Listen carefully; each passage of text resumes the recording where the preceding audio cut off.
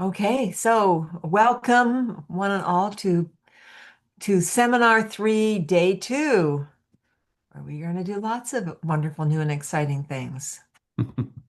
So glad that you're here. And we also have some lovely TAs today. We have Emily joining us, who I think you've been with us before, so everybody knows Emily, but we also have Margot. So let's introduce Margot. Margot, we're gonna put you spotlight you with us. Okay. Yeah, so There you you can say go. hi. Hi. Do you So, want me to introduce myself? yes, that'd be Oh, lovely. hi everyone. I'm Margot. I did these courses. Oh my goodness, the practitioner and therapist course. Was it 5 years ago already? Yeah, I think so. 4 or 5 years ago? Yeah. And yeah, I'm just kind of diving back in. It's been really fun to just kind of explore these things again after taking maybe a 2 year break just to kind of settle into life. And yeah, I'm in Canada, Elkford, BC. So I don't know where all you guys are from, but that's where I'm from. Yes, you're in Eastern BC. Western. I mean, Western. oh, you're in Western BC. Oh, She's in sorry, BC, Eastern BC. I thought you meant Eastern Eastern BC, Canada. Yeah, but yeah. not, yeah, that's right. Eastern BC, but in the west of Canada. Yes. Right. Like you're on mountain time, right? Yeah. Yeah, yeah. You're closer closer to Emily, yeah, than to us. Yes. Okay. Yes. Who's in Calgary? Okay. Yeah, only 3 hours away from Calgary. Yeah. Yeah. Yeah. Okay, well, so lovely to have you with us. Yes. Welcome. I'm Yeah. excited. Yeah, great.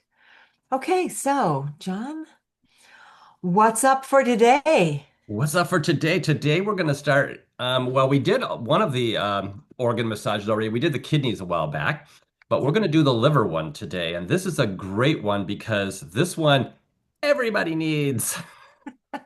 Everybody, this is a great prescription for everyone. Yes. This is one of the few that hits all the buttons for everybody. And remember, when we work with the massage, we always work on three levels. We want to make sure that we're doing supporting the body at the physical level, which for the liver would be the liver, the eyes, the tendons, the nerves, um, the the gallbladder, its partner. And also, we want to work at the energetic level, which is breaking up that anger and frustration that might be stuck in the body that's not allowing the chi to flow smoothly through the body and blocking perhaps good blood flow as well, because the liver is responsible for that. And the last way we work with it is at the spiritual level. And the spiritual level is support the Hun, our beautiful spirit guide that helps the heart from the liver here. And before we get to it, though, we got to get break up those limiting beliefs because that blocks us from getting into the beautiful energies of our virtues, our compassion, loving kindness. So let us play with that. Oh, and after that, we're going to do something called Silken form, which helps to open up the tendon lines even more. So this is going to be lovely. So let's go ahead and find our Wuji posture, and then we'll get started.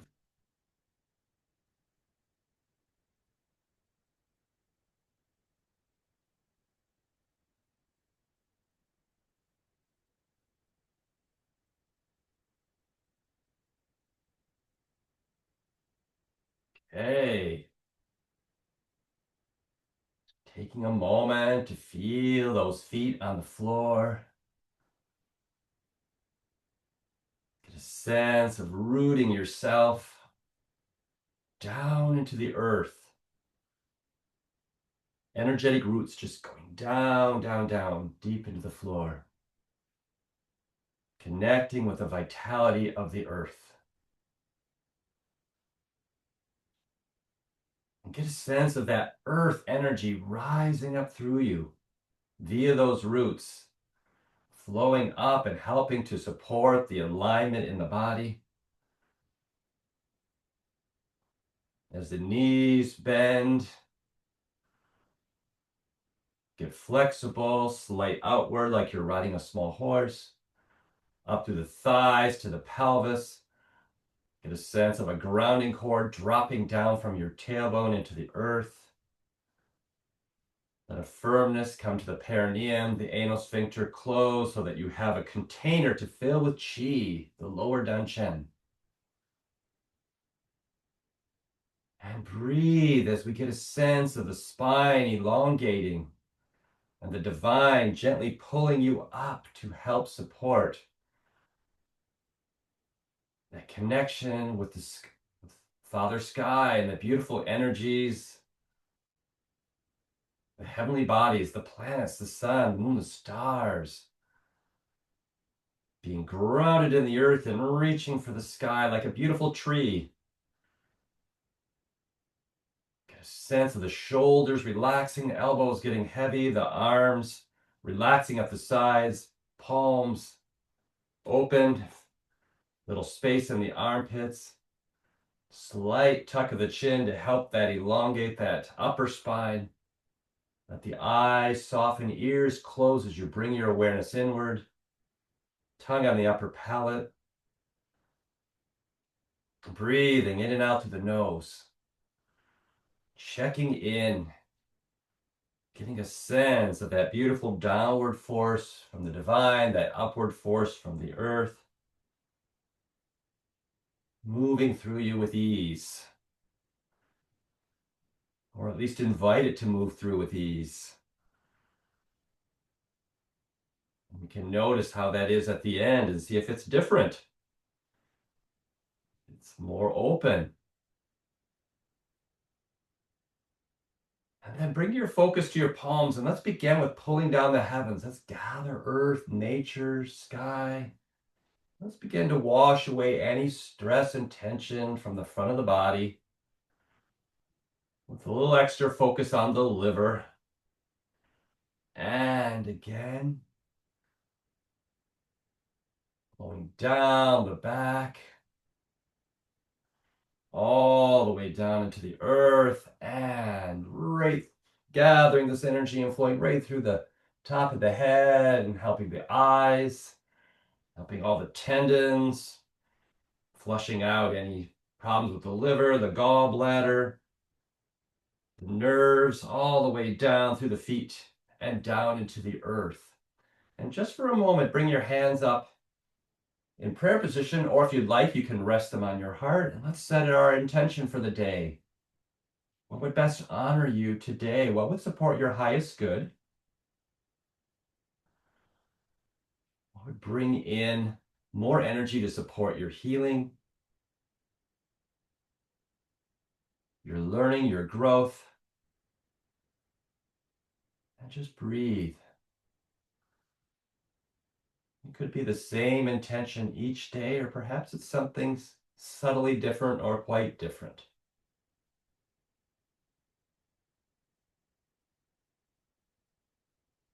A couple more deep breaths.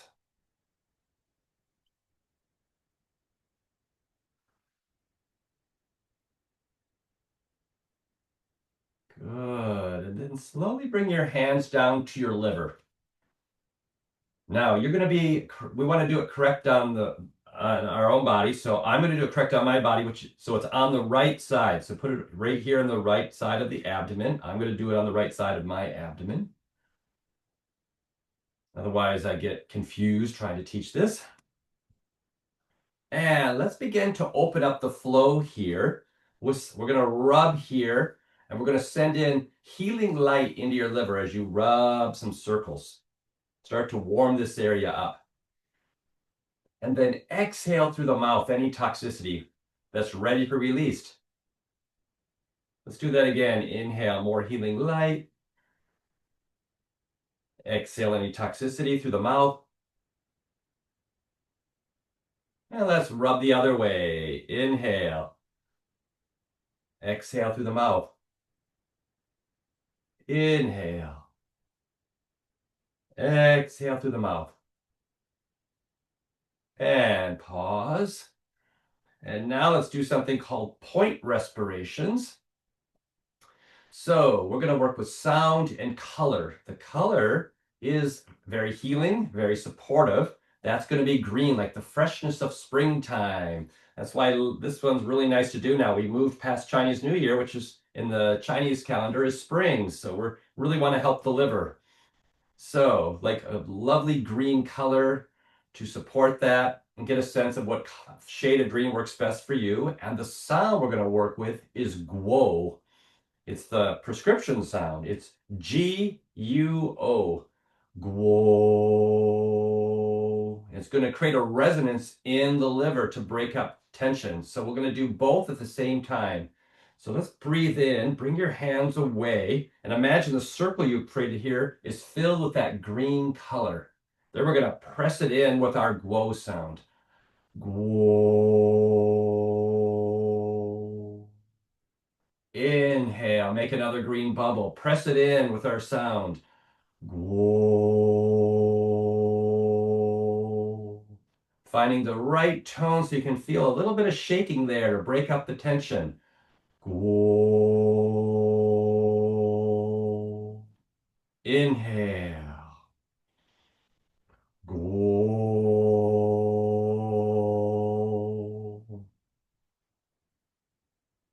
Guo.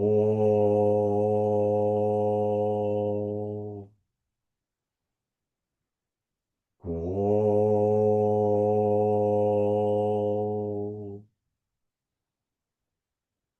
Guo. Good. Breathing in. Guo. Pressing in that color, releasing toxicity through the mouth. Guo.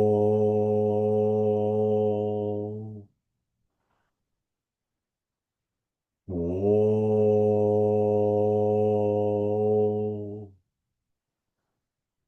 Whoa. Let's do it 2 more times. Whoa.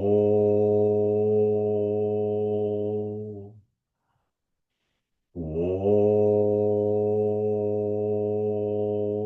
Just pause. Working with sound and color is very balancing, very regulating for the liver. Just thank your liver here. And then let the hands drop down. And now let's do another pulling down the heavens. And we call this kind of a double duty pulling down the heavens. So it's going to breathe in and we're going to gather from earth, nature, and sky. And we're going to wash down the front, gathering up all the supportive chi that's helping the liver, and let that go into your Dan Chen. And anything that doesn't support it, just wash it away.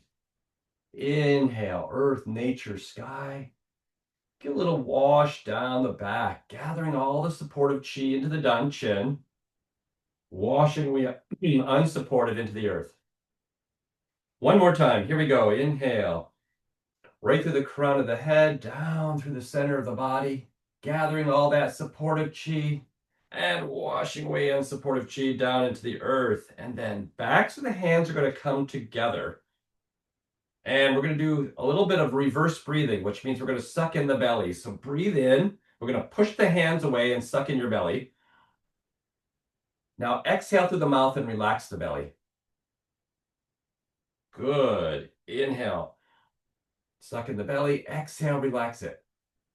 It's going to pull energy into your center. Inhale. And then exhale through the mouth to release any remaining last bit of toxicity. And then rest your hands right here below the navel.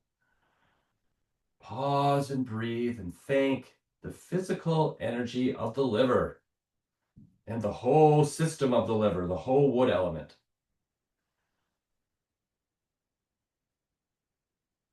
Good. And now let's move to the energetic level. This is more the level of the emotions, the acquired emotions, anger, frustration. It could be as much as rage if it's really bad. Could be jealousy, any kind of closed-mindedness. And then let us come back into our Wuji posture. Feel your structure. Just double check any areas where it feels like it's out of alignment. Let that alignment come back in. And then back to pulling down the heavens. Gather earth, nature, and sky. Let's begin to wash away anything that's kind of hanging out in the field that feels angry. Let's wash that away. And let's do the same down the back. Setting up the body, preparing the body to support it. Right through the center. Good. All the way down. And then let's bring our hands back over the liver. Once again, you're on the right side of your abdomen. Everybody's over here. Video makes it look backwards. And I'm going to invite you to bring your hands slightly away so you're not touching the body, just to represent that it's a slightly different level. So with the hands slightly off the body, let's inhale some more healing light into the liver. Exhale through the mouth any toxicity, ready to be released. And again, inhale. Exhale through the mouth. Good, let's reverse it. Inhale. Exhale through the mouth. Good, inhale. Exhale through the mouth. And pause.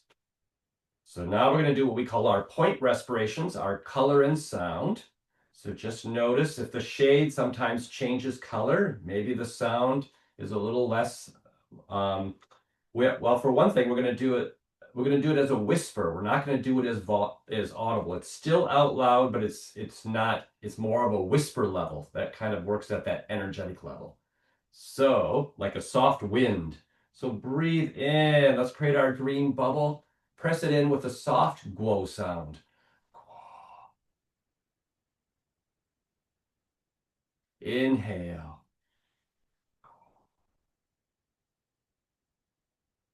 Feel that color coming into the liver as you release any frustration, any anger,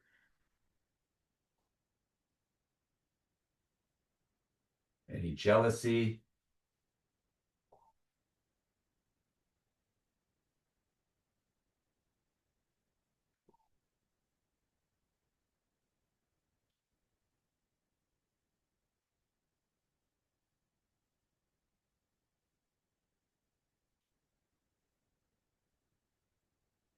And smile to the liver. You're supporting it.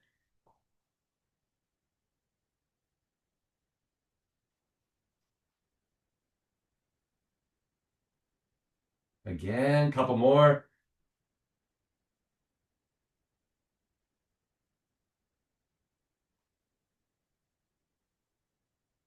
And bring your hands all the way back to the physical body.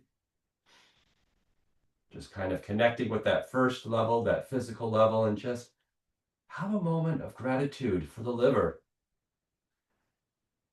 As we support better flow through the liver, especially at that energetic level. Good, and then hands can come down by the sides, and let's breathe in, lift. Gathering, pulling down the heavens, gathering up all the supportive chi. Bring it down into the lower dantian, and anything that doesn't support you, wash it away into the earth. Again, inhale, earth, nature, sky, a little wash down the back. Gathering that supportive chi, washing away anything that's unsupportive. And one more. Breathe through the crown of the head, gathering the supportive chi, washing away unsupportive, and then backs of the hands together. And the process of this one, when we do this, we're actually filling the lower, middle, and upper dantian. We're filling them up, and as we exhale, we're like we're closing them down, and we're exhaling any remaining toxicity that might be there, so that we have nice fresh chi in our 3 dantians. So with that focus, let's breathe in and suck in the belly. Exhale through the mouth. Relax the belly. Good. Inhale. Exhale. Good. Inhale, suck in the belly. Filling those 3 dantians. Exhale. Locking them down and releasing remaining toxicity. And then let the hands rest over sea of chi beneath the navel. Just thank that beautiful energy, the energetic level of the liver, of the wood element. Bringing more support to this level of vitality for the liver. Good.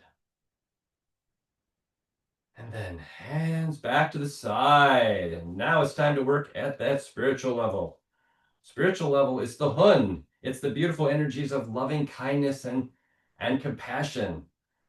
But before we get there, kind of the lower level of that is kind of the limiting beliefs or negative self-talk. So let's start to break up some of that. So just double check your posture. Make sure those knees are bent, the spine is long, the tailbone is dropped.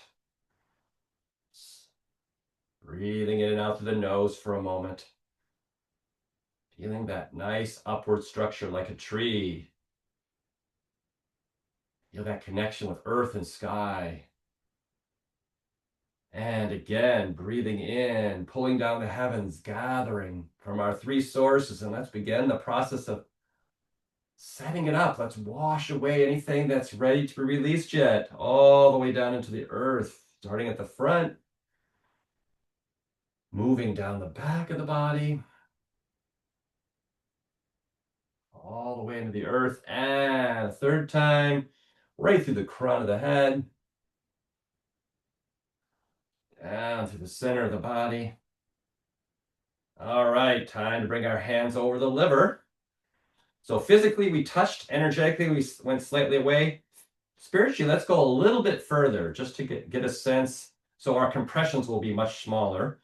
But for now, we're just going to do the rubbing here, and let's open up the flow. Inhale.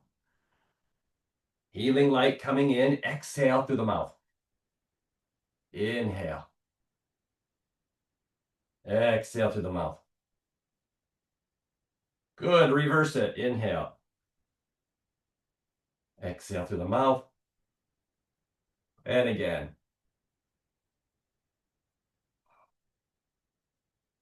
And then pause. Time for our point respirations, our compressions of color and sound.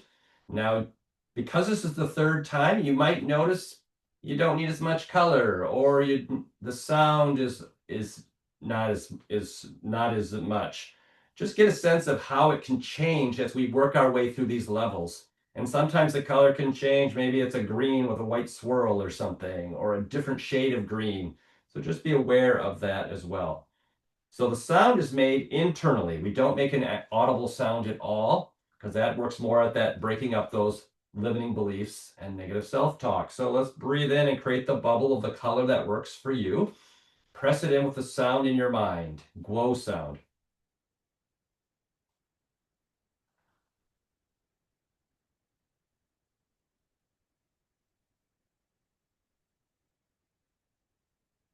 Color goes in. As you make the sound in your mind, you're breaking up all the mental stuff that doesn't support you.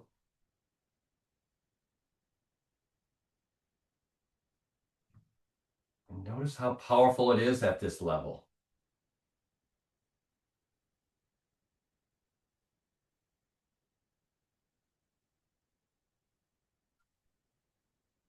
Smile to your liver.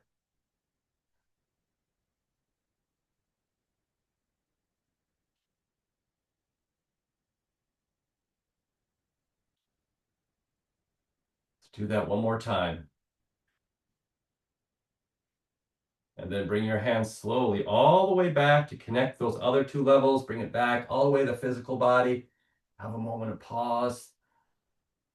Thanking the energy of your Hun. Inviting in more compassion and loving kindness. More beliefs and intentions that support that being more rooted in your experience, in your liver, in your body.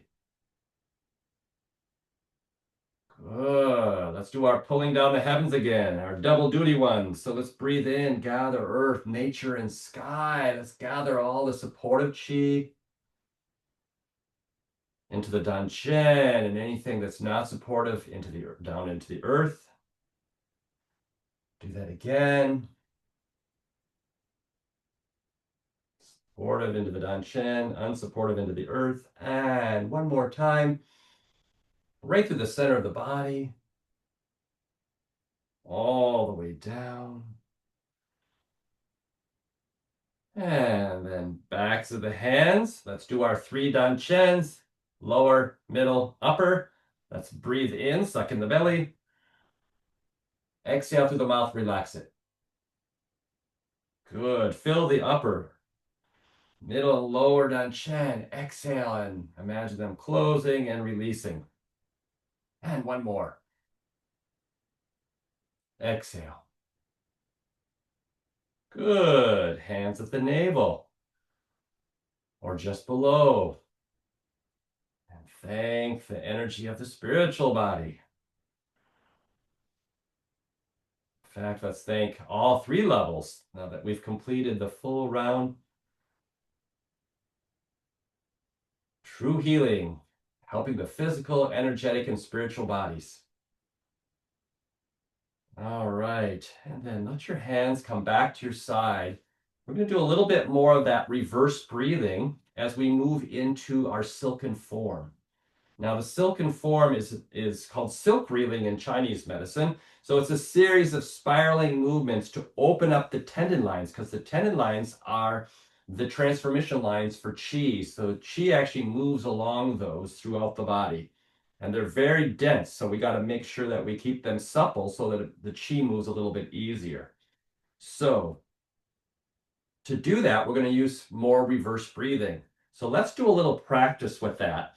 So I'm going to invite you to imagine there's a little pearl at your perineum, right there between the legs. And bring your hands to the small of your back, point your fingers down at your bum. And what we're going to do is we're going to breathe in, and we're going to imagine that pearl flowing up from the perineum right up to Mingmen between your kidneys. And you can match that movement by pulling your hands up. And imagine that pearl breaks into 2 parts and bring it around the waist, let it reform, and then we're going to exhale and push the pearl back down to the perineum. So let's do that again with the breath now. So we're going to inhale, abs come in, pearl comes up to Mingmen, breaks into 2 parts, reforms at the navel, exhale through the nose, and imagine it flowing back down the perineum. So we're only going to nose breathe for this one. So inhale, comes up, breaks into 2 parts, exhale, relax the abdomen, and let it flow back down. Inhale, exhale. So get a sense of how that builds pressure here. Breathe in, breathe out. So what it does is it pulls energy into your center. And then as you exhale, it sends it out. It shoots it out through the exterior, out through the extremities, all the way down to your fingers and toes to send the qi throughout the body, all the way up to the head. So 2 more. Inhale up, breaks into 2 parts. Exhale, relax the abs. Push it back down. And last one. Inhale comes up, breaks into 2 parts. Exhale, push it down. Just get a sense of how that builds energy here. So we're not going to do that hand movement, but that's to give you a sense of how the energy moves in the body. So it's going to be inhale and relax. Inhale, relax. Inhale, relax. So let's take this through a flow here. So bring your hands out in front. Turn the hands away. We're going to breathe in, suck in the belly. Curl around, grab some energy. Exhale, send your hands forward with the palms up. Inhale, scoot back. Exhale, send it forward. Inhale. Exhale. Breathe in.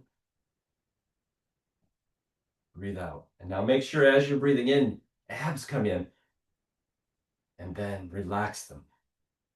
Good. Breathe in, creates that pressure.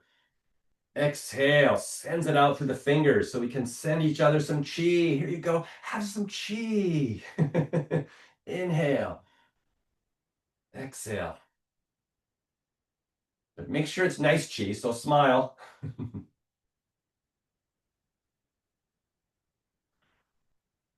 Good. Breathe in. Breathe out. One more time. And now with the hands out here, let's breathe in, suck in the belly, curl the hands up towards the head, and now palms down but forward. Inhale. Palms down but hands forward, I should say. Inhale. Exhale. I like to sink in my knees a little bit with this one and then rise up to kind of get a sense of it going down the legs. Feel free to just focus on the arms. There's a lot of different kind of choreography happening here. So we inhale, exhale.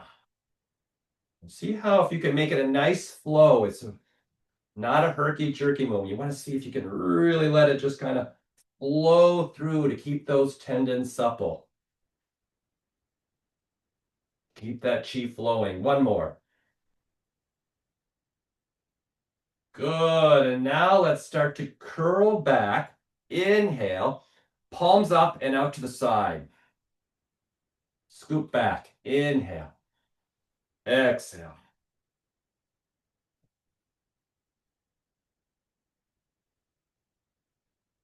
Scoop back. Inhale. Exhale.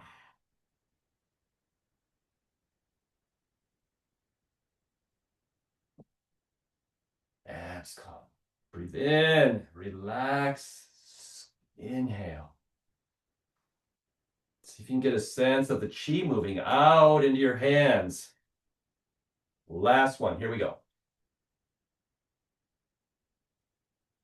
Good. And now you're going to collapse your arms into the center line. Inhale. Exhale, palms down and out to the side. Inhale. Exhale. Inhale. Exhale.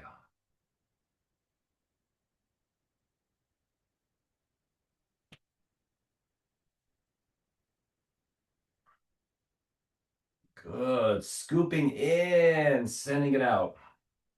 Two more.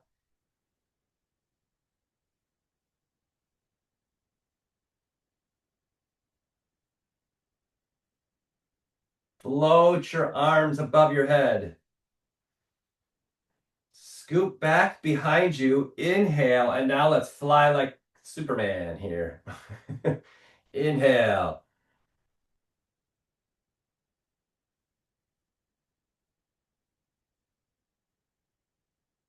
Good. Breathe in. Breathe out.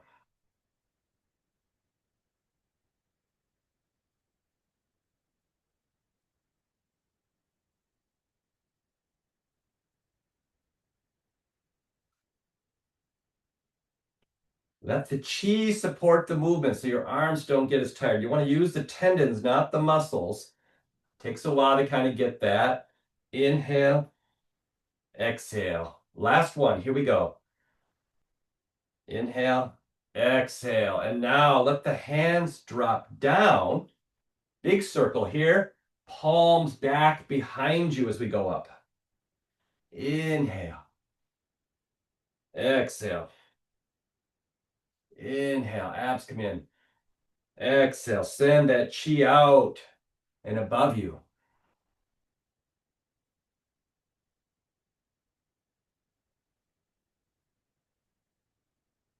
Breathe in and send it up.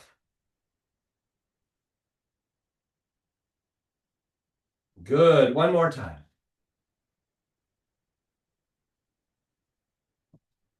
Let the arms float down by your sides.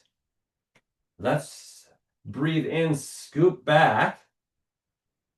And now palms forward and focus on the inner leg channels. Inhale.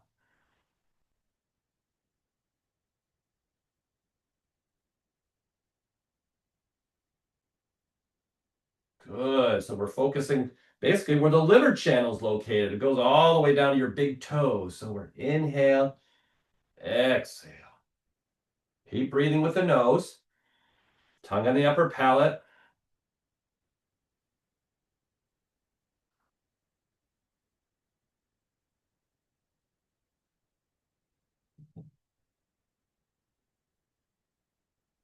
One more time. And now let's scoop up, breathe in. And now palms along the outer leg channels. Inhale, scoop, exhale, send it down all the way down to the little toe there. And also the fourth toe is more the end of the gallbladder channel. Inhale, exhale.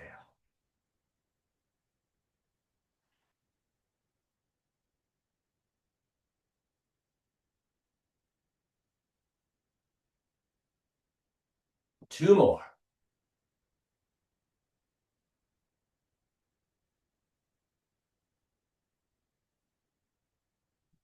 Good. Just pause and breathe back in Wuji here. Just see if you can feel more energy flowing through those arms. Feel if you feel your fingertips kind of buzzing. More chi happening here. Good.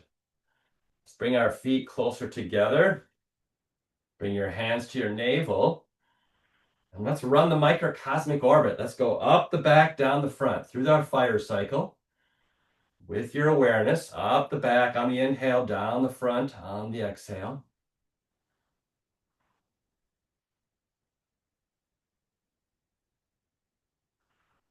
Good. Bringing that chi back to the navel, and let's lock that in with our 9 rotations. Reverse it for 9 more.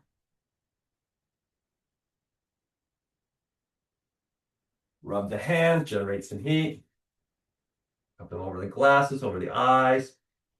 Soak that into the eyes, optic nerves, and the brain, all the way down the spine to the danshin. Little wash of the face, up the center, down over the ears. Little tap of the forehead, crown, side of the head, back of the head, back of the neck. Come down to the shoulder, and let's tap down the arm to the palm, up the back. Come across to the other side. Into the underarm, on the side of the body. Do the same thing on the other side. Say hello to the heart and lungs, digestive organs. Make a little circle up the right side of your abdomen, across the top, down the left. Do that a couple more times. Tap our sea of chi. Come around the waist, say hello to the kidneys, lower back. And down the outer legs. Up the inner legs.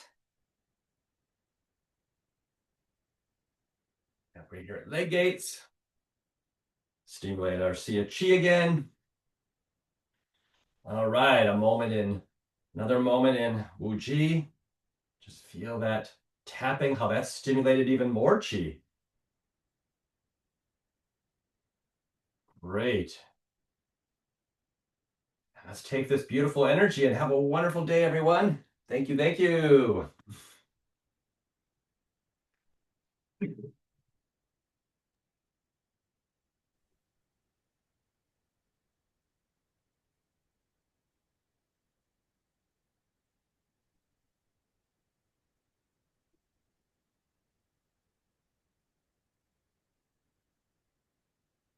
Time for some water. Yes.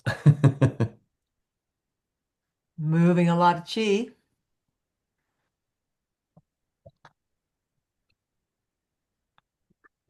Even got a green cup. I got my green rubber band. It's definitely a blue-green, that one. Kind of, Well, it's kind of blue-green, that's like, the color of the liver. Blue, it's kind of blue-green. yeah, exactly. It's That's sort of why I like wore blue-green too. I got dragon-y. blue-green. It's dragony too. So Yeah, dragony. Oh yeah, I like that. yes, dragon cup. Water dragon, blue-green. That's me. The water dragon. One of my Any, 4 pillars is a water dragon too. hmm. Not my birth one, but the birth year, but one of them is a water Oh, dragon. oh, very cool. Nice. Hmm.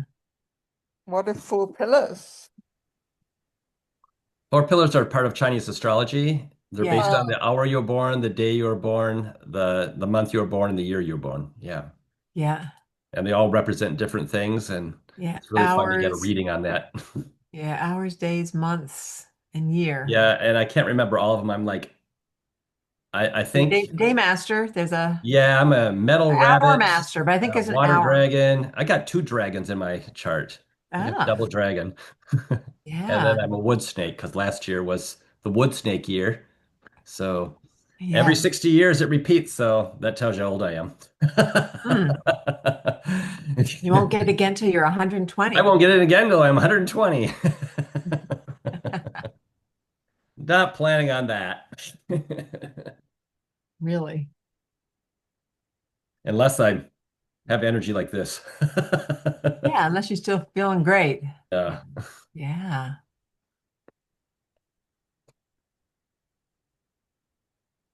Okay, questions and comments. And how did you like that? How was the liver self massage? Any comments on that? So, oh, chat had something in here. Barbara's having Ah, internet problems. Yeah. okay. Oh, hate that. So oh, Margot, yes. Yeah, no, I loved that. It's so funny. I've been in recovery from a pretty significant concussion that I got in November. Wow. And I've been working a lot on the kidney and the blue light. And just a couple days ago, I got the kind of hint that I was supposed to move on to liver work because what I'm dealing with now is just constant migraines. And it was like, you got to do Oh, liver massage and you got to do silken form. Like, you got to get on top of that, Margot. Like, there was that. This is why Here you're we called to are. be here today. Here we are. It's like, just in case you didn't get the message, let's do it again. Yeah, So, right. that's yeah, cool. it was No, that's great. great. And I love Yes. Silken Form. It's such a fun Oh yeah. exercise. It's Yeah. so good. I love those synchronicities too. That little voice when you hear it goes, "Hey, you should be going to the class today. Oh, yeah. Love it. It's going to help you out." Hmm. So in the master's class, we were dealing with what we call the extraordinary organs. So we have some organs that are, um, like the brain or the bones. So we have what we call the uterus, extraordinary organs, and one of which is the gallbladder. Gallbladder. Yep. So the gallbladder is also in the category of extraordinary organs. It's like, let's do our liver self massage, but let's make it a gallbladder self massage. And it was very interesting how different it feels. You sort of do the whole same thing. You just make your intention, you shift your intention over to the gallbladder. And we all, really enjoyed and appreciated the difference, how, that you had doing the same practice, but with a different intention. So Right. Very yeah, cool. it's pretty awesome. Yeah. Yeah. And we also knock it up another level too. So Yeah. that's fun You too. still use glow? Oh yeah. Yeah. Yeah, that's still the sound for the Right. gallbladder. Yeah. So if you're doing a treatment on the gallbladder, you'd use Guo. Right. That's the sound you do to break up the stones. Yeah. Yeah. Stacy. Yeah, speaking of the sounds, I tried to get that low tone to try to feel it in my liver, but I just Yeah. couldn't get that tone to feel any vibration in my liver. Just wondering if you have any recommendations on. Yes. Start. I learned this in singing class. Start it higher. Go like whoa, get up there, and you're gonna like feel it way up here in your head. And just start to go whoa, and just kind of drop it down, your tone down until you get a sense of it where you start to feel it in the liver. Because everyone's voice for your body will find the right tone for you. So you can kind of play with that. I found that's when I play with that, then because like the spleen, I always find it hard to get the spleen going, so I have to kind of do that sometimes. But if you kind of play with that, working with the sound, almost like a descending whoa, right there, I got it. Whoa, I got it. It's going whoa, it's shaking. Whoa. So you could play with that as one way to kind of see if you can get that going a little bit. try that. I felt like I couldn't go low enough, like my Yeah. Well, it doesn't even, it's usually not very low. That's what's interesting because if I go, go, well, that actually works it. I can feel it there, but it doesn't have to be that low, I find for most people. Remember the liver comes up above the diaphragm too, Yeah. and it goes across past the solar plexus to the other side. So it's quite big. So Yeah. trying to isolate it down in the lower right, it's actually got more, like, can you feel it like slightly above the diaphragm on the right side? Hmm. Right. That's true. It's also Okay. much bigger than just, Yeah. And so, yeah, so it's bigger. So for me, I was just playing with like, so if I go, go, go. So right there, go, go. I can start to feel it. Go. That's still above the diaphragm. Whoa. Then I descend a little bit. Whoa. Now I feel it below the diaphragm. right. Whoa. Whoa. And then whoa. And then I can also kind of direct it down into the solar plexus area too. Okay. Thank you. Yeah, play with it. Yeah. Okay. Other questions? Oh, quiet class. Oh, quiet class. Yes. Okay. You like the silken forms? You could put a little, just a note down there in the chat. Let us know how you did with that. Since you're so quiet. Yeah. And raise my voice. Yeah, it felt very good. Yes. Oh, thank you. Like an awareness of the liver. Like I'm never aware of my liver, Yeah. Aha. and like I really got now a sense of it. So that was really nice. Hmm. Yeah, it's a really great, these are really sort of great, gateways into the organs. Yeah. And we Thank can't you live for without that. these organs, so these are really important. Hmm. Can't live without a liver, can't live without the heart, can't live without lungs. That's right. Very true. Yeah, we don't want transplants, so. Yeah. So Naomi just wrote, I'm so exhausted, I can barely keep my eyes open, but I love the organ massages. Yeah. Yeah. Yeah. Okay. You're going to have to tell us if you can't do, will you be able to participate in a partner exercise? Probably as long as she's one who receives. Right. I did. I picked up yesterday on the second, like after I'd had my treatment. So I think John puts me second for that reason, so that I can Well, Hmm. yeah, I will receive make sure more. that today, because today's treatment's at the end of class, so I'll make sure you're Oh, receiving, and Yeah. then the Europeans, I try to make sure that you receive. The North Americans can give you treatments, and then they get them tomorrow when we do it right after the workout tomorrow. Yeah. oh, great. It'll be, Okay. yeah, the second half. Before Yeah. before Maybe we do it before the break. hopefully The I'll have second a bit half of the more energy. treatment. Yeah. Yeah, Yeah. second half. Hopefully I'll have more energy tomorrow anyway. It'll be like day Right. four. Thank Yeah. you. Yeah. Okay. Stacy? Yeah, sorry, I have one more question. Yeah. I No know this. sorries. It's all good. No, sorry, we're like This is a waiting for learning environment. questions. Thank Okay, you. thanks. I know this is like liver self massage, but I Hmm. was just wondering, would you ever guide someone to do this? Like you kind of do it like what you did with us, and I could like do this for somebody that has a liver condition, for example. Like, would it Yes. be, yeah? Okay, so I could Yes, guide them that's through Yeah, it. basically you'd be like teaching them a class. Yeah. yeah, Okay, this is yes, we want you to be the healer is also the teacher. So Yeah. part of it's always having people help to heal themselves. That's a big great, point that we like to make. It's part of our practice. We know we don't want our people to be addicted to always coming back to us. So we want great. to do some wonderful practices on their own. The nice thing is you can send them to John's website Yeah.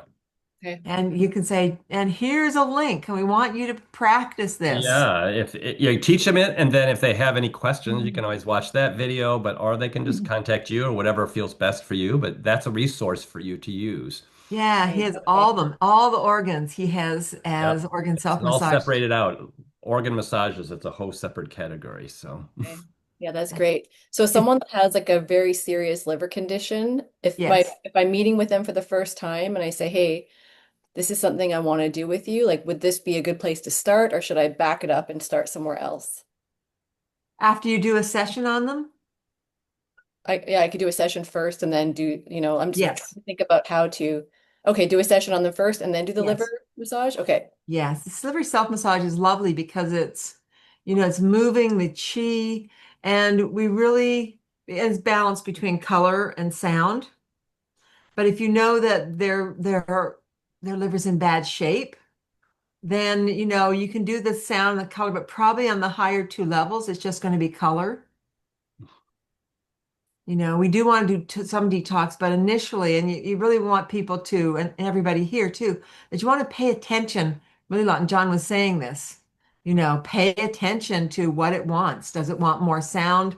Does it want the emphasis to be on the sound, or does it want it to be on the color? And it becomes pretty clear. I mean, at a certain point, you know, my mind likes so much color so much more now than they used to. yeah, I know. I'm surprised. I do a lot more color too. That's weird. Initially, we were very sound oriented, and you'll Yes. probably find the beginning because it needs to detox so much. But and then it becomes, really liking the color. So, but you get the people who you work with also pay attention to that. Pay Good. attention to what it wants. Yeah. Thank you.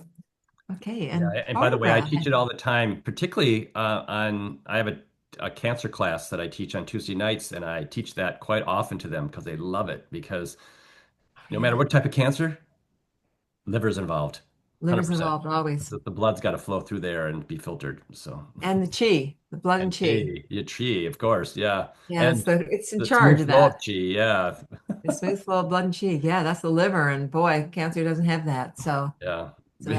exactly. Yeah. Barbara. So it going back to the color, so by the end of the exercise, I started at a lighter green, but the color changed to a really deep green, almost dark blue in it. Ah, So nice. is that the liver, just you're sort of sensing what the liver needs, and then the color is an indication of the energy? Yeah. Yep. Yeah. That's why it's good to pay attention because you get a sense of what would best support your liver's going, this is what I need. Yeah. Yeah. These self massages are really good indicators and self diagnostics. Yeah. Very much so. Okay. Thank you. Yeah. Emily. Emily. Yes, I had more of a comment just because Wendy, you mentioned John's videos that he has. So I mean, I always, pretty much always send videos to support the prescription exercises Yep. following a qigong treatment.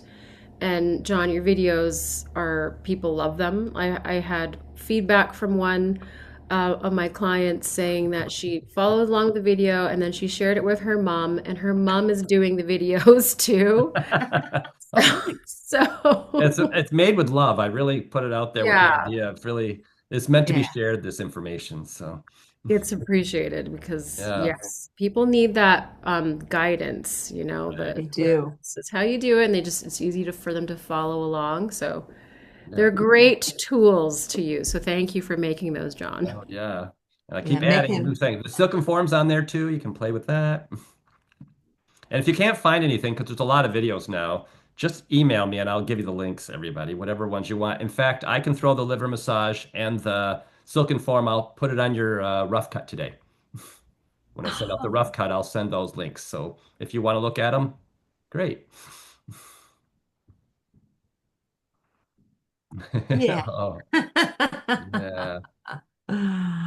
That's great. Yes. I'll make a note of that so I don't forget how they said that. Yeah. That's great. Thank you so much. Okay, so I think everybody's interested in what we're doing next. Jiz, we're going to talk about magic circles. Yeah. Okay. Magic circles for diagnosis. So you also have this in your handouts. And is it page 6 and 7, John? Page 6 and 7, yes, on your Okay, yeah, handouts. that I have here. Great. So, but we're going to look at it here first.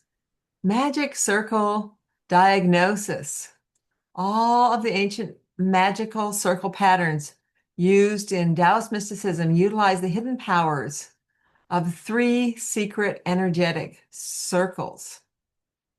And the first circle is for the physical energy field and is associated with the lower dantian. The second circle is the emotional mental energy field associated with the middle dantian. And the third circle is the spiritual field of the Taiji pole and the upper dantian. So we have these 3 beautiful circles that we use. And okay, and so those are just back there. Go to stop share. So I way back when I really needed to, it's like, how do I do this? How do I get this information? I don't know what I'm getting. I'm feeling stuff in my body, but I can't decide whether that's me in my body. Is that somebody else's energy? How come when that person comes in, I kind of feel, seems like I feel what they're feeling, but there's no clarity to it. And at the same time, I'm, kind of getting some messages about them, but not sure. Anyway, so one day I just decided, okay, I'm going to make a circle. I'm going to put their energy in that circle so that I can see what's them and see what's me. So I did this. I just did a circle and it was like, oh man, that's them. It was like, oh, that's amazing. I can make a circle and I can feel their energy. And then, okay, then I step out of it. So that's me again. Okay, that's them. That's me. And it's like, well, I better make sure that that's me. So then I made another circle for me. So it's like, oh, okay, that's me. Okay. And then, so then it was fun. And then it was like, okay, well, I want to read them on the 3 levels. Because I was going in, but I was kind of getting the whole like mixture of, okay, so I want to delineate that. I want to make it more clear. I want to get their energy on the physical level, on the mental, emotional, energetic level, and then I want to get it clearly on the spiritual level. So, and I've been doing this from teaching it for years.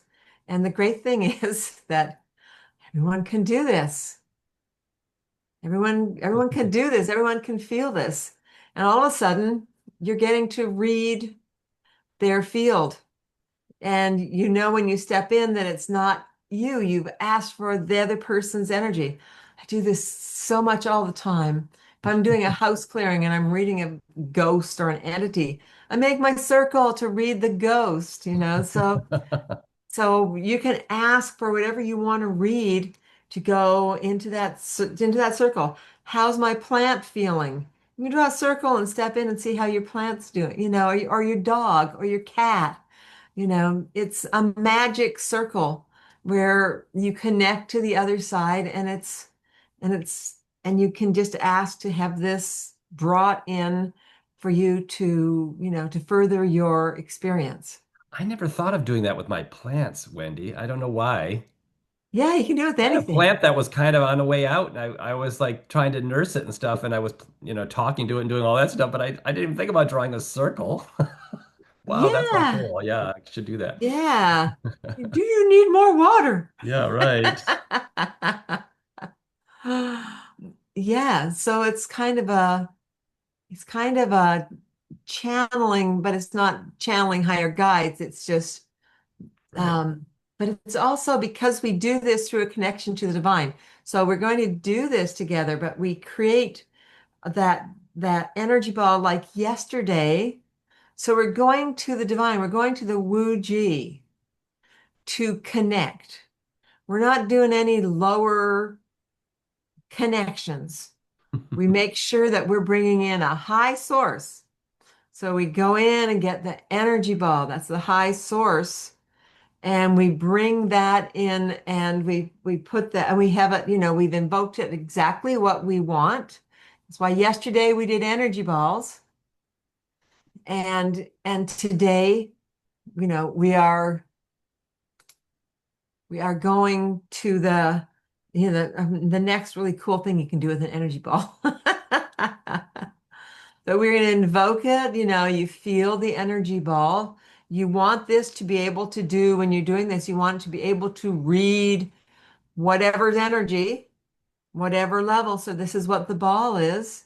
You're bringing that in, and then you're asking the divine, and then you're dropping it down onto the floor, and you're drawing it into a circle. So it just goes from a ball, kind of flattens out into a nice circle. And there you go. It's amazing. It's very simple. And it took my practice from, kind of like a really like, how do I get this? I really want to get this stuff to like, okay, I can read. I can read this all the time. And so we have the three levels. So the first level is very just kinesthetic, and it's really, we really ask for the body. We're asking, it's like a lower dantian level. It's physical, kinesthetic, and you feel like, okay, I feel a sore shoulder, so whatever you feel, you're getting that body feeling. And their body feels really different from your body. So it's very interesting. And then we release that. And then the next we bring in will be the energetic level. And then you're kind of feeling like, what are they feeling? What are the emotions? And then you'll find that emotions really connect with breath and posture.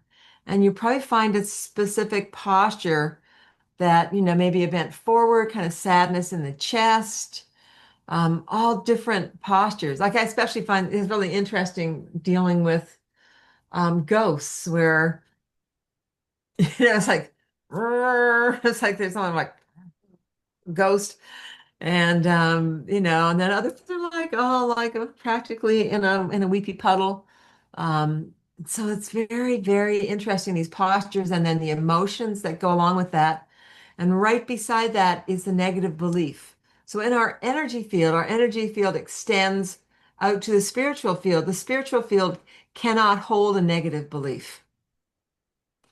It can hold positive beliefs, but it cannot hold I hate myself, it can't hold nobody loves me. It can't hold, that bastard stole my money. Those don't go into the spiritual field. And so even though we have our thought forms out there in the spiritual field, they can't be lower thought forms. So there's a division there. And then we go into our lovely spiritual field, and you're going to really find that the essence of this person. You can also sometimes find something else in there that may be, karmic somehow. But for the most part, and what you really, especially when you're learning this, you want to really focus on is the beauty of the soul, because you're really connecting to the person's spirit there and conveying that to them, because having that conveyed to you is very, very healing. Or sometimes you'll find like there's some guides in there, there's some angelic beings there, maybe there's a parent in there. So you can have other lovely things show up in that spiritual field. And for the most part, almost always it's pretty, pretty great stuff that you're going to find in the spiritual field. Okay. I love doing this. It's so exciting. Okay. Oh, I love this. We have lots of time. So, yes, you have it as a handout, but we're going to start. I'm going to guide you through this. And first of all, you're going to do it on yourself. So this will just feel how how you feel into the three fields of yourself, how those energies, how doing these circles can sort of separate out your own physical, energetic, emotional, and spiritual fields. So we're going to start with you, and you can get messages for yourself in your spiritual field. And then we are going to do it with partners.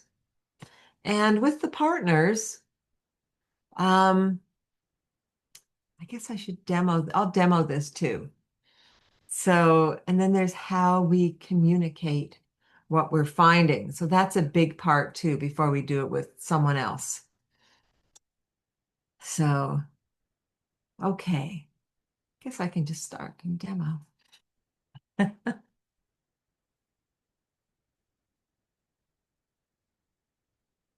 Okay, actually, I think I had that. I knew it. Something I wasn't doing.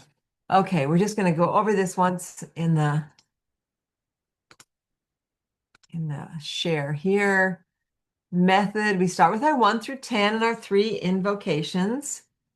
And we ask for the ball of light to create a magic circle for one of the 3 fields, or the whole field, which includes all 3, which you might do for your plant. Or in certain situations, or the ghosts, I just go for the whole being, because there's really don't have a physical field at that point. Not going to find that physical field, it'll be a bunch of bones. So use sword fingers to use the ball to draw the circle on the floor in front of you. Step into the circle, relax, becoming and reading the energy each time, each level. And we step in and we step out, we take notes because you want to be able to remember them to share afterwards. And then we step out, give thanks to the divine, and lift the circle towards heaven to let it go with gratitude. So that would be only if you're doing all 3 levels, would you read the energy at each level. But generally, we're going to be, you step out and give thanks and lift the circle towards heaven to let it go with gratitude. We do that after each circle. So after following each circle, and that is broken down in your handout. So that page 6 breaks it down. First circle, second circle, third circle. So that becomes kind of more obvious. Okay, so I will start with, let's see. Let me ask my guides. Okay.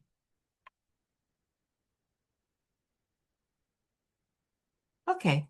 So my guides are going to have me just read Margot's circle.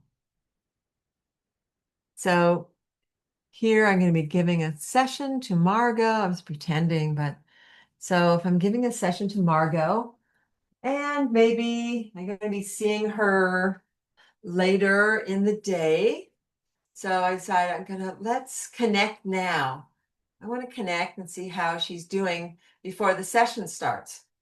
So I'll go through my 1 through 10, which I do with our mudras, which you learn next year.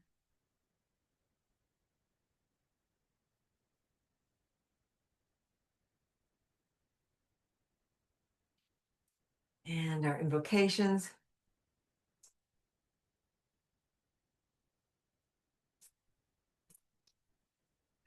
Yeah, that is, I'm just going to do circles. Okay.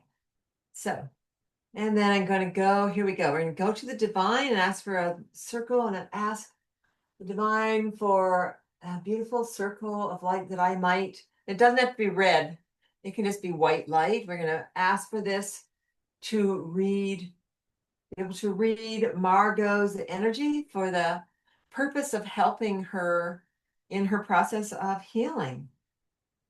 Okay, so I have that. And then I'm going to put this down, and then I'm going to draw a circle. I always do it 3 times. That's what I do. And now I have Margot's energy in the circle. I hope she doesn't have a migraine right now, but so stepping in. Oh, yeah, I feel feel the head thing on the back of my head and on one side of my head quite strongly. I feel how it's affected the posture and her neck. So there's a thing in the neck here where it's over, but it's sort of maybe something going on in her neck. And I feel all this imbalance kind of affecting through the body. I feel it affecting in the stomach.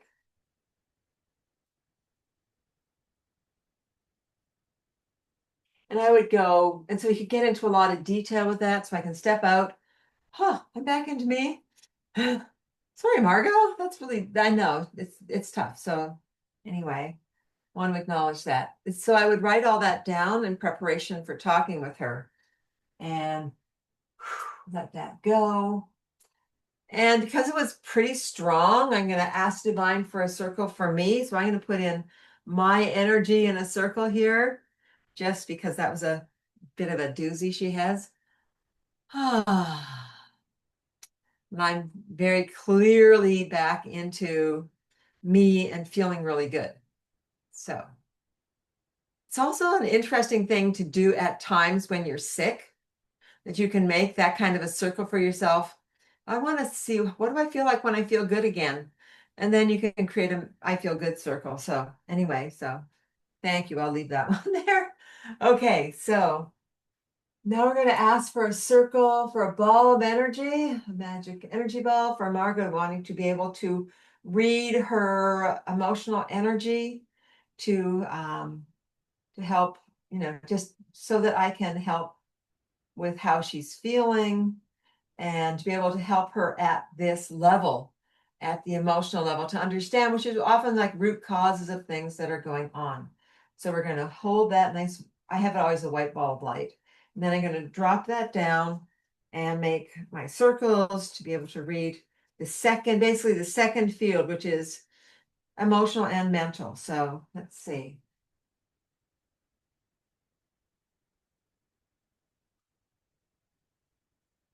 Well, my first feeling is that she has a tremendous amount of patience. Like I can just feel her patience, almost like bravery, almost like this thing she's walking through is like walking through fire. It's very, very interesting how she's holding her energy. It's just kind of beautiful and almost tears to my eyes in a lot of way of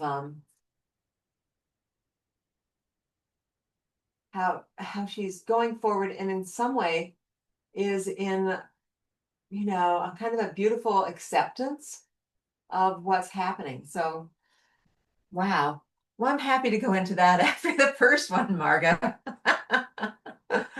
Okay, and then I'm going to thank the divine and release that. Thank you for allowing me to read that field. Okay, and then third field, that's so unusual. Usually people are over, but she's a good practitioner. So people are kind of bent over, they're in their sadness or their, stuff goes on in these emotional fields.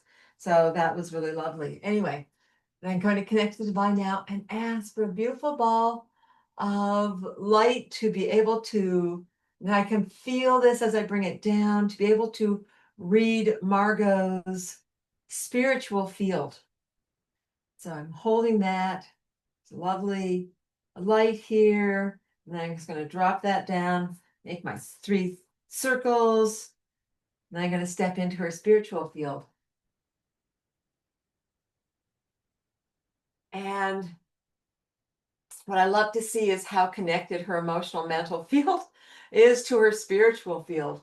And her spiritual field is very, I feel very, very connected to the divine, bringing in that light and really embodying, there's this sense of embodying her soul in this lifetime. And she knows that she's doing that. She's working towards just this wanting to be of service to others. I really feel that in the heart, and wanting to bring that into the world. So that's very beautiful. And oh, that was so lovely. And just send that on its way. So, okay. And so I can now put all that back together. We'll wrap her up and seal that up. And we're going to also just do that again and send her energy really back to her and wrap that up again. Now I could send all Margot's energy back to her. I kind of like sitting in it though, but anyway. Even though I'm out of it, I really feel that beautiful resonance. But anyway, I'll lift her energy and be transformed by the divine and sent back to Margot, beautiful Margot, to experience that. And any of my energy that's there be lifted by the divine, transformed and brought back to me as pure healing light. Give me my thanks here. And thank you, Margot. So, Margot, let's bring Margot on to see how that resonated. There you are. Hi. We see Thank you. That did really resonate. This concussion has been a really big learning lesson in releasing my stubbornness and releasing my I gotta get it done, gotta go, this is my timeline, things aren't working. And it has been a really big lesson in patience and taking a deep breath and trusting timing and just calming down almost. The physical pain is also something that's quite interesting to navigate on a daily basis. That's been very difficult. But yeah, I would say if you had stepped into those circles 2 months ago, the feeling would have been pure frustration and anger and resentment and what's wrong with me and all of those things. But I've been doing, it's really been the thing that's brought me back to the Qigong world, the meditations that I know and the little bit of standing Qigong that I was able to do. I'm able to do more of it now. But at first it was meditations, and it was really the only thing that was kind of getting me through. And I really think that, I notice a huge transition in myself into a lot more acceptance and trusting and knowing that there's a spiritual connection, and the work that I do as this kind of practitioner is coming through more. There's just a different connection. So you're very on point with it all, where I'm feeling the physical side of things is probably the most difficult to deal with at this point in time, where the rest just feels very how nice. It's felt like trial by fire, and that you are just willing to, now you've come to the place where you're willing to stand in that fire. Yeah. And it felt like a huge transformation coming. So very beautiful. So yeah. Well, thank you for relaying that back to me, because I have been feeling it, but it's nice to hear it from the other side too. Yeah, I was so surprised. It was like, whoa, she's dealing with this really, really tough situation. So yeah. Well, thank you. Wow. Wow. Yeah. Yeah, it's beautiful. Okay. So Celine, you have a question? Yeah, by curiosity, what does medical Qigong say about head injury for recovery? Is there anything about it in the books, or just by curiosity? That's a good question. I teach some things on head injury. It's funny, I take head injury and I almost like to use some of the stuff that's in there about, dementia and senility, just because it works with the brain. So I'm trying to think of when do I teach that? Because I just taught the brain. It wasn't in when I teach the brain, but I think maybe it's, we really kind of get into it more in probably the seminar 7 coming up. Because awesome. Yeah, that would, I really look forward to that. Yeah, that's where I teach more about that. Yes. but it's an interesting, yeah, it doesn't address it and doesn't call it brain injury, but we definitely work on that. Yeah. Yeah. Thank you. And if you know Karen, Karen Keys, Oh, yeah. she's done a ton of work on it because she went through a brain injury. So she would have some good insights on that, graduate of the course. So Yeah. Yeah, you know, Karen. Karen. And then we, of course, just doing Qigong when Karen came into the class that John was in. Yeah, we went through the 3 years together. She was, wow, Yeah, she started off, she couldn't put a sentence transformational. together. She couldn't put words together She in a couldn't even sentence, but talk. She just looked at us like, I know she wore dark glasses always, very, very, those full wraparound dark really glasses. bad concussion. Yeah, head And she injury. tried to put words together, and we all just waited patiently because she'd try and participate. Hmm. And we just waited. And then on the last day of practitioner, she was putting sentences together, and we were like, I look at how know. great this is. Look at where you are now. You're putting sentences together. And then I think my master, she felt like she passed us all. She was like, she was doing so much work that she was I like seeing know, this and talking about this and doing this. And I'm like, whoa. I know she applied everything. And then one day we did a session in class. I think it was the master's level. It was the master's level where we were working with some emotional stuff and emotional blockages that she had. And I was leading her through something and she saw something and she saw something. It was in childhood. She went back to childhood and anyway, and the next day she came in without her dark glasses. She woke up in the morning, she went to put her glasses on and she said everything was dark. It was so weird.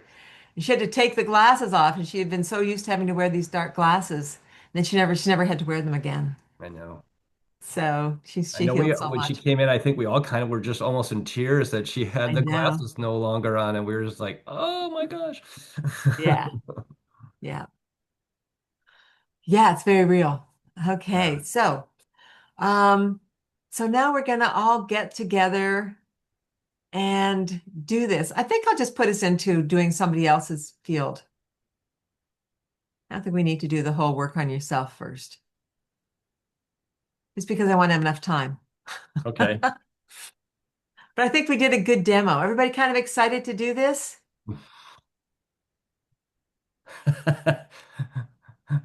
Emily is. Yeah, I was gonna Oh, say Elena the is. graduates are the ones that know about it are. The rest are kind of like, Like, okay, what are they putting us? What are they making us do this time? right. Okay. Okay, so you're gonna have partners to work with. Yes, I finally got it figured out. Unfortunately, I know Celine, you have to leave for a while, so Yeah, I have to I drive to didn't the partner you with ferry. anybody. You're because I had an odd number of people, so I didn't partner you with anybody. So just so you Yeah. Okay. know. And I have to Uh, say, you're going to have a one field for yourself, and I'm going to make that field how it feels when you're feeling your best. right. Okay, Yeah, we'll do one of those first, and then you'll get into your partner's field. Okay. right. So, the partners are going to be Barbara and Gavin, Stuart and Tarek, Margot and Stacy, Naomi and Michelle, Emily and Inga. Okay, and we work I on have to each leave other. after the break, so if it can be helpful that I'm Well, somewhere. because I'm using these partners for the treatment that you're not here Oh, for. okay. All right. Joan? You Okay. mentioned me? Yeah, I'm not sure I heard my name, so Yeah, I also Oh, I'm didn't hear. sorry. I forgot to do the very first one. Sorry, Elena and Esther. yeah, Good. There you okay. go. I had to put two Europeans together because you guys have never worked together, and I figured I'll try at least Yeah, we'll do once, and then yeah. I know because we try to do the Europeans separate, but you got to work with you got to meet each other too. Mhm. Yeah. And you're in the both the furthest time zone, but anyways, that's why I waited till last. So Elena, I'm sorry, Elena and Esther, Barbara and Gavin, Stuart and Tarek, Margot and Stacy, Naomi and Michelle, Emily and Inga. Okay, and for time, I mean, so you're going to be working at the same time on each and reading the Right. fields. Everyone's reading So at the the same time. field is your field and it will not be affected by the fact that the other person is reading your field. So you're reading each other's fields at the same time. And we just put that out in the ethers, and we got a big okay from the Wuji says it'll work just fine. So So there's not time and space. We can do this at the same time. yes. Okay, so pen and paper, and have a place where you can write. You're going to be stepping in and out. It's like pools of information that you're stepping in and out of, and then reading and then writing. Okay, but we start, of course, with our 1 through 10 and our 3 invocations. This is so fun. Celine, you want to do John or something? Yeah, I would love to do somebody. Is it Okay, okay? we can do each other. That'd be fine. Sure. Okay. Sure. Awesome. Okay, that's always fun. Okay, so find a place to stand. All you need is room for a circle to stand in, but don't put a pillow down because you have to stand in there. If you had like a hula hoop, it would be okay. But sometimes I have a circle on my rug behind me that I use, but I just draw a circle and I do them everywhere all over the place, and it's just fine. Okay, so breathing deeply and smiling. Exhale. And look up and connect to beautiful golden light above you and bring in this blessing of light. And this energy shift from this golden light as it pours down over you, and just enjoy that sense of relaxation coming down over the front of the body, coming down through the torso, coming down the legs to the feet. More beautiful golden light pouring down over your head and shoulders, your arms to your hands, down the back of the body to the feet. And then the golden light now coming to the crown and coming in to illuminate the left and right hemispheres of the brain, the cerebellum, coming into all the sense organs, eyes, ears, nose, and mouth. Golden light coming down the throat, illuminating your thyroid gland at the front of the base of the throat, and the thymus gland, which is behind the breastbone. Golden light now coming in to fill your heart, and taking a lovely breath. And appreciate this golden light now, opening the heart, making you smile inside. Golden light coming up into your lungs and taking a breath here. And the lungs illuminating. Golden light pouring down into your liver, helping to relax that beautiful liver, coming across into your spleen, lighting up the pancreas, coming back and filling the kidneys with a beautiful healing light, left and right kidneys absorbing this wonderful feeling of openness and relaxation. Golden light coming into the stomach, lighting up the stomach, lighting up your gallbladder, saying hello to that gallbladder, part of your digestive system, coming down through the small intestine, glowing with golden light, down, down, down to the colon, and coming up, rising up the ascending colon across the transverse, descending down, descending, and down to the sigmoid colon and the rectum, and then the golden light filling the bladder, the reproductive organs, golden light filling the blood, and then expanding through the body, sinking into the bones and bone marrow, expanding out into the fascia, the connective tissue, all the tendons and ligaments, muscles, flesh, and skin, and beyond, so that you're in a wonderful golden bubble of light all around you, being held in this way. Coming to your feet, to his shoe, feet melting in the earth and creating tree roots that go down to the first, second, and third transpersonal points. Out beyond the body, nature, elements, and great consciousness of the earth. Feeling those roots, and then the energy rising up through your roots. So rising up, coming up the legs, fire and water, coming up the back, and coming down the front of the body into the cauldron, creating steam in the lower dantian. So that's core energy, 4 is core, 5 alive.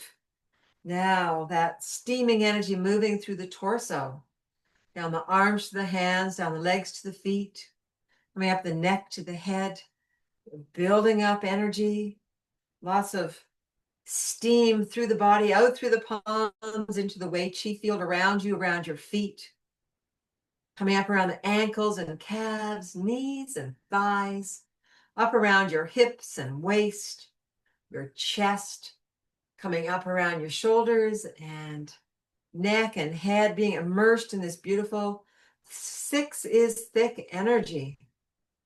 Thick, steaming, alchemical steam.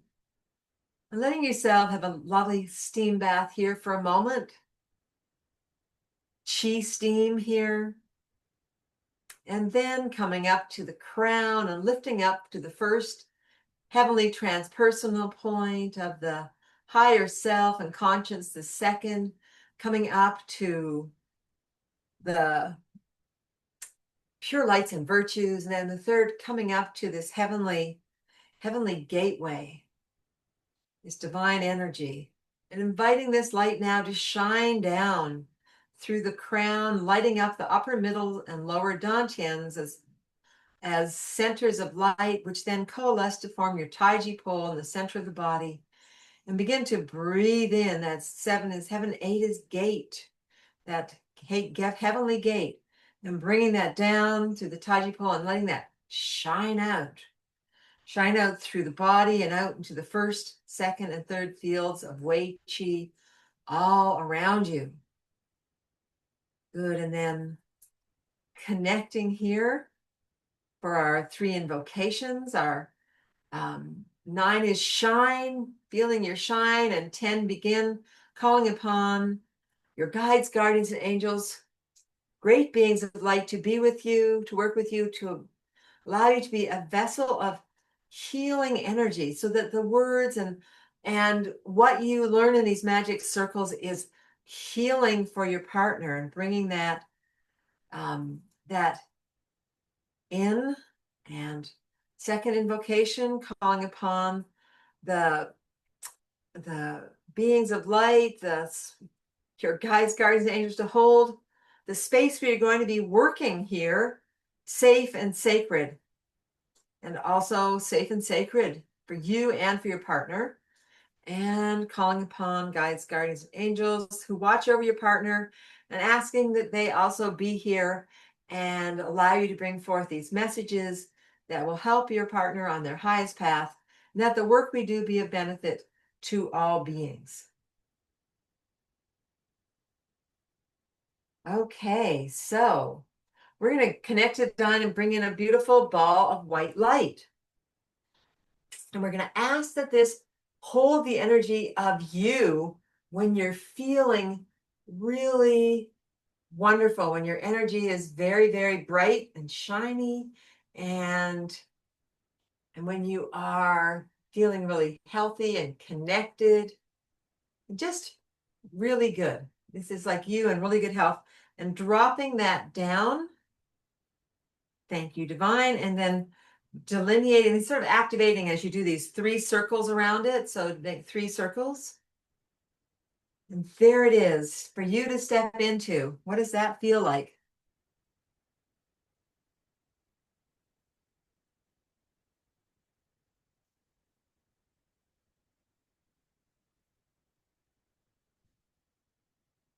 And just standing in this pool for a minute. Wonderful you pool.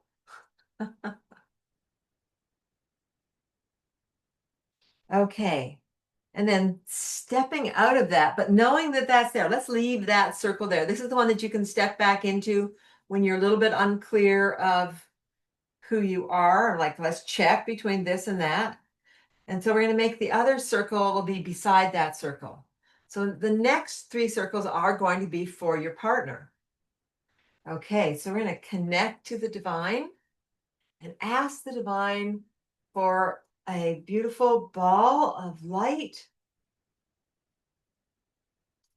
energy ball, and we're asking that this bring in your partner's physical energy for you to be able to read for the purpose of, healing for your partner. Give some wonderful insight, or just have someone reflect it back to you. So feeling that we have it delineate it, and then we're going to drop that down, and you're going to activate it, do those 3 circles around it. And then you're just going to step into your partner's physical field. Oh, whose mind's? So step into that. Let's see.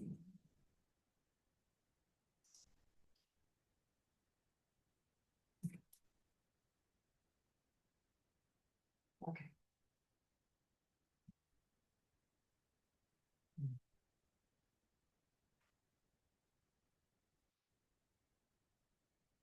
Okay, you want to feel that, feel what's going on in there. So there are interesting things to feel. You may feel pain, but you may also feel an imbalance, like you have to shift from one leg to the other. So that's something that is pretty common in energy fields. You may notice just how different their posture is, or the posture you're feeling is, to your own. And then you want to step out. So when you step out, you'll feel you again. Okay, that's me. And then stepping in, you'll feel them.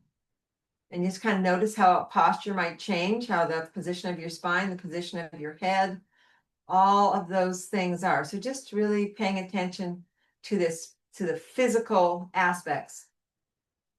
And then when you're ready, you're going to step out and you're going to write those things down.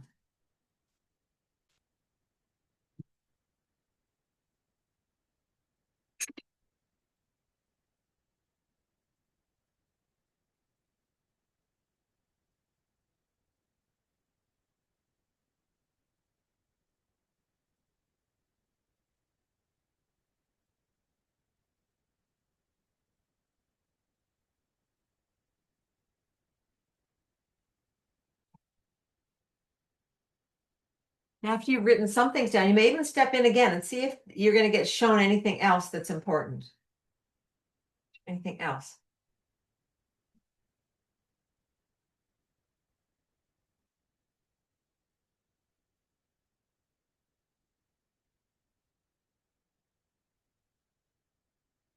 Okay.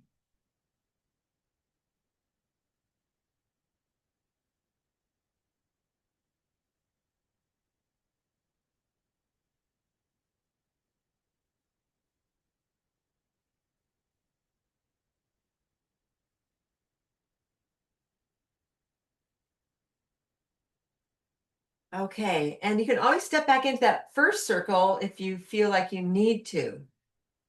Otherwise, we're going to let this circle go, and then we'll come into the next circle. So we're going to give our gratitude to the divine. Thank you, divine, for allowing us to read our partner's physical field, and then lifting that up and just sending that energy back to the heavens.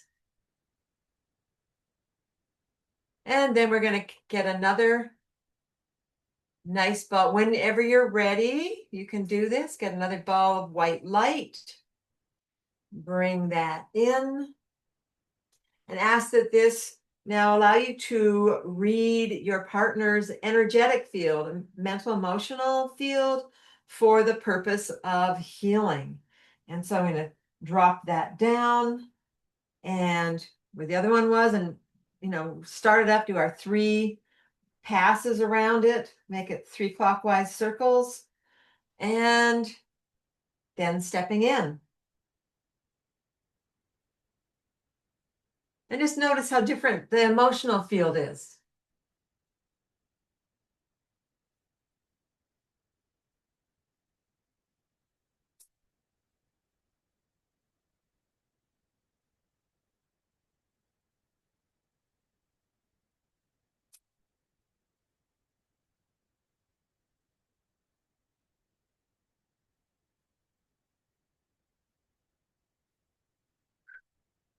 And you've got a read, you can come out and then write down what you found in your second circle.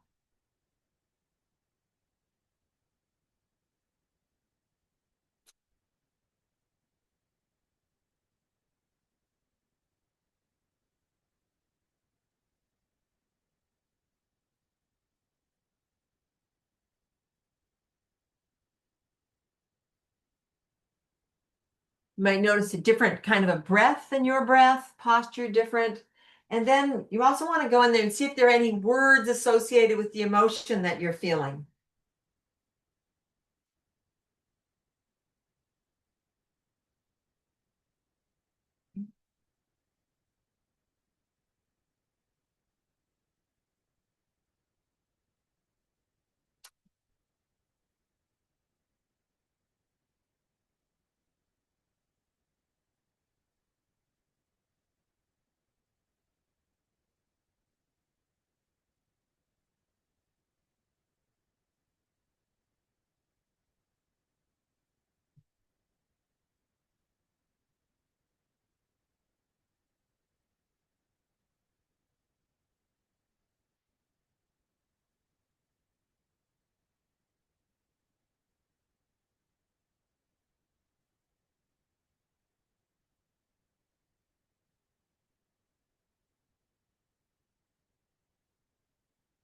So you want to maybe want to spend a little bit of time kind of going in and out of this field.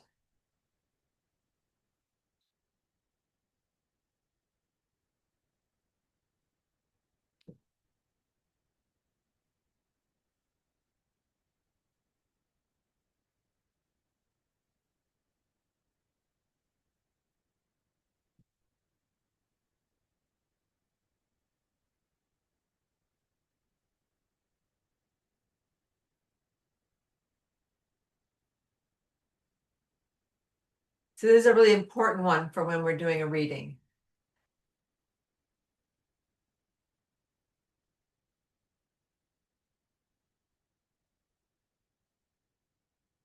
Okay, and maybe getting down your last kind of comments there, if you have more. Otherwise, we're going to say, give our gratitude and thanks to the divine. And when you're ready, you can lift that one up and let that go, feeling grateful that we were allowed to have that opportunity to do a reading. And then bringing in another ball of light. This one's always so sparkly. I always love the difference between these balls. This one does have that kind of some purple violet sparks for me. And we're going to use this one to read the spiritual field. And for the purpose of healing, I want to read my partner's name's spiritual field for the purpose of healing. So having that, dropping it down, doing our 3 circles around it, and stepping in.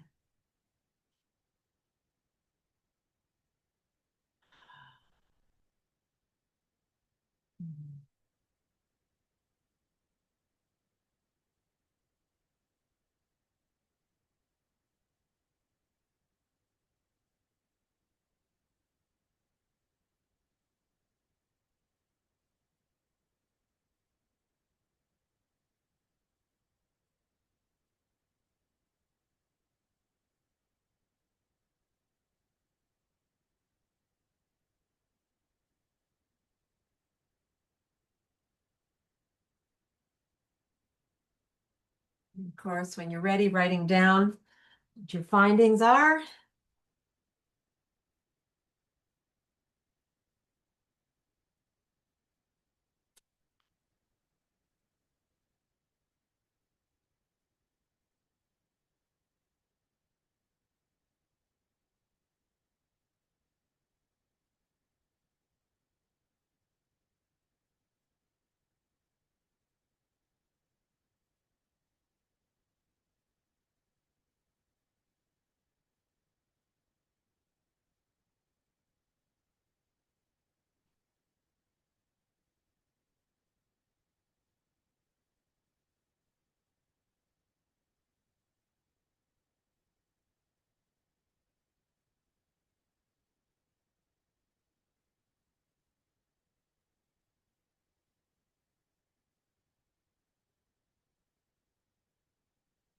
And like any message, that nice message you might have there for your partner at that level.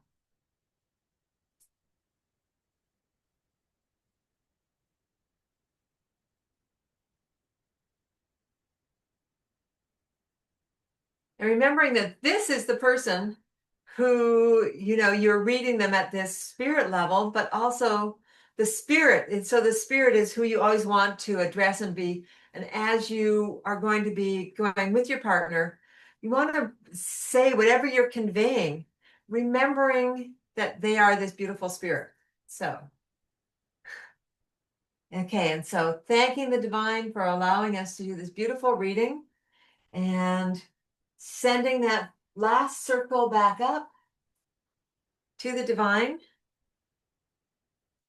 Stepping back into your circle again, you may just want to do 3 more rotations around it just to revive it there, feeling yourself again.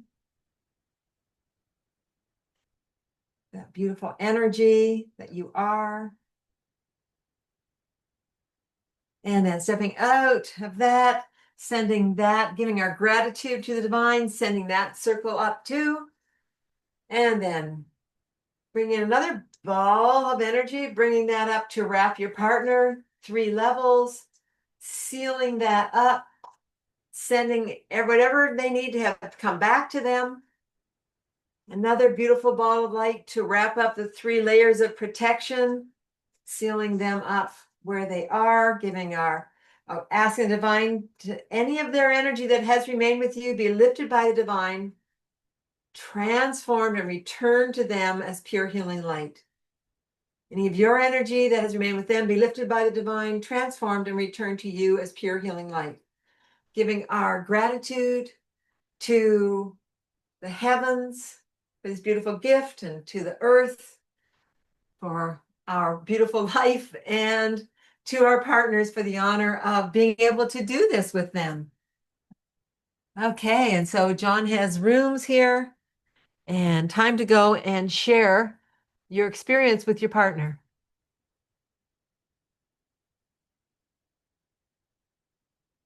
And we'll have about a 10-minute share, and then we'll be on break. Or maybe 15-minute share. Anyway, we'll be on break until 20 after. That sound about right, John? Yeah. Okay.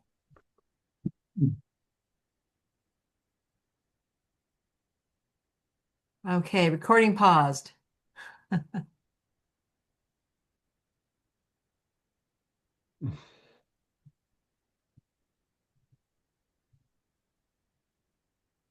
Okay, well, there's something in here that, Emily, are you there? We're curious.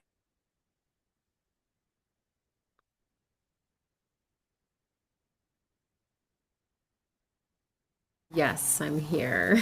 Should I go ahead and share? I have a great Oh, share. yeah, no, you're here. Okay, good. Yeah. So this is not directly related to what we just did. However, I did want to share it because it just happened. And so, this is one of the ways I applied Qigong is to work with my cat. And he went to the dentist this morning, and there was concern that he might have had to have a tooth extracted because he has gingivitis and like a lot of plaque buildup. So I was like, oh my gosh, I really want to save my cat's teeth. So I went ahead and did a treatment on him, and I read his circles, and I did a treatment on him and was clearing a lot of I could see it happening. I was doing a clearing to help clear any of the plaque, anything affecting his, toxins that might be affecting the health of his gums and his teeth, to be energetically removed and cleared. And he was just purring, and he was very relaxed, and it really shifted. I felt I could see the shift and when that was happening. And then I got good news from the vet today that they didn't have to extract any teeth, and the vet said, you got here just in time to save his teeth, because there was a lot of plaque buildup. He'd never had his teeth cleaned before. And I was very sure that the work that I did made a huge difference, because I could see it leaving his mouth. Nice. It was amazing. Yeah. Lucky cat. He's a lucky cat. Yes. Lucky cat is right. Yeah, you're a good cat mom. I'm a cat. Yes. Thank you, Wendy. Okay, well, thank you for sharing your story. Yeah. Yeah. Okay, well, we're going to look a little bit of, before our sessions, we got a little bit of PowerPoint to do. So, energy, extension, and chi manipulation techniques. So, this is how we move chi. So, study shows the properties of emitted chi are infrasound. So the chi is very interesting. What's it made of? Like, what is happening? Like, what's coming out of the hands if they look at it in a more technical way? So infrasound, electromagnetic qualities, always feels that way. Static electricity, infrared radiation, gamma rays. It's all pretty wild. Particle waves and flows, which would be to do with light, organic ion flows, light. So when they look at a hand, and there are studies that have been done on the energy that healers emit. And this is part of the study. And I know there was a big study done by the University of Arizona in Tucson that was looking at healers' hands. And they said it was kind of like dark matter.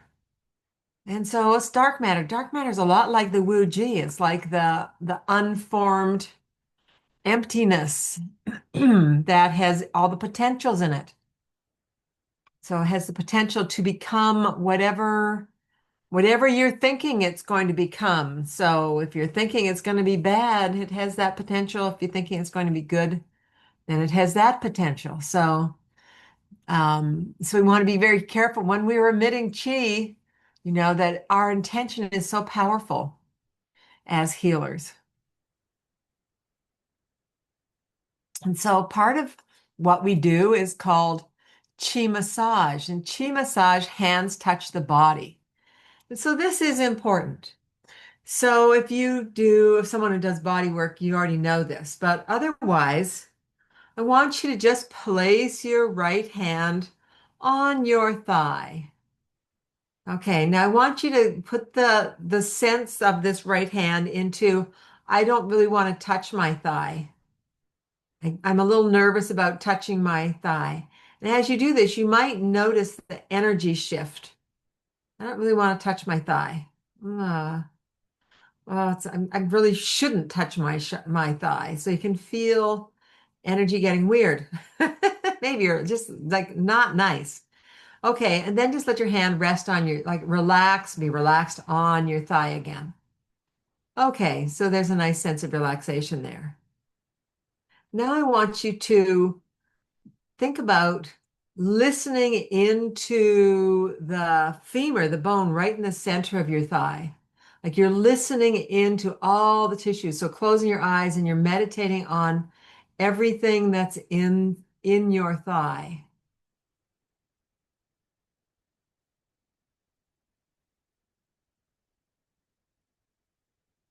And then just notice what that feels like. What does that hand feel like on your leg? So that's the hand that we want to have. We want to, when we want to touch with consciousness. We want the consciousness not to be on the surface, but to be in the body. So think of always as it's like having no surrogate there. So you're putting your hand on, but you're all aware of everything inside. The last thing you want is don't touch the body if you have any sense of I shouldn't touch. I shouldn't touch. And that just feels like wrong. It feels very uncomfortable. So you always be very, very, very aware not to do that. So your hands are either on or off. And off is great for chi emission. We can also emit chi with the hands on, and that's very powerful too. But that would be more chi massage and the hands off. The body is when we do most of our work. And the chi is adjusted through intention, visualization, and vibration. It's like when we send, we change the color. Shen is projected as light beam particles and changing color and intensity with intention. So rubbing your hands together, just reminder of this, because it's so much a foundation of what we do. We rub our hands together, and then we send chi from one hand, from the right hand to the left hand, that if you think of, I'm sending healing chi from my right hand to my left hand, you can notice maybe a quality of energy that happens. Healing chi. And then we're going to change that. We're going to be red light therapy. We're going to send red light to our left hand. And notice how red light feels. I mean, red light's pretty cool. You can make it far infrared and make it far infrared. And, it's pretty funny because you can even feel it go deeper. And you also feel the slowness of that quality. Okay, and that's just intention. Don't try, because if you try, it won't work. So don't try, just intend. Okay, and I just intend, I'm just going to flip the switch, and we're going to change this now to blue. Okay. The reds, the far infrareds are gone, and now it's just blue hitting your hand. Blue light. It's very different.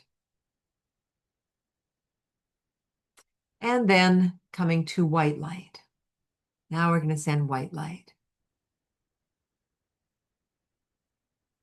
And so when you work on people, it's just your intention. Your intention is the power. Now I want you to all try really hard to make that yellow. Like try, like I've got to be able to see it, and I can't send it unless I can see it. I mean, think of yellow. Okay.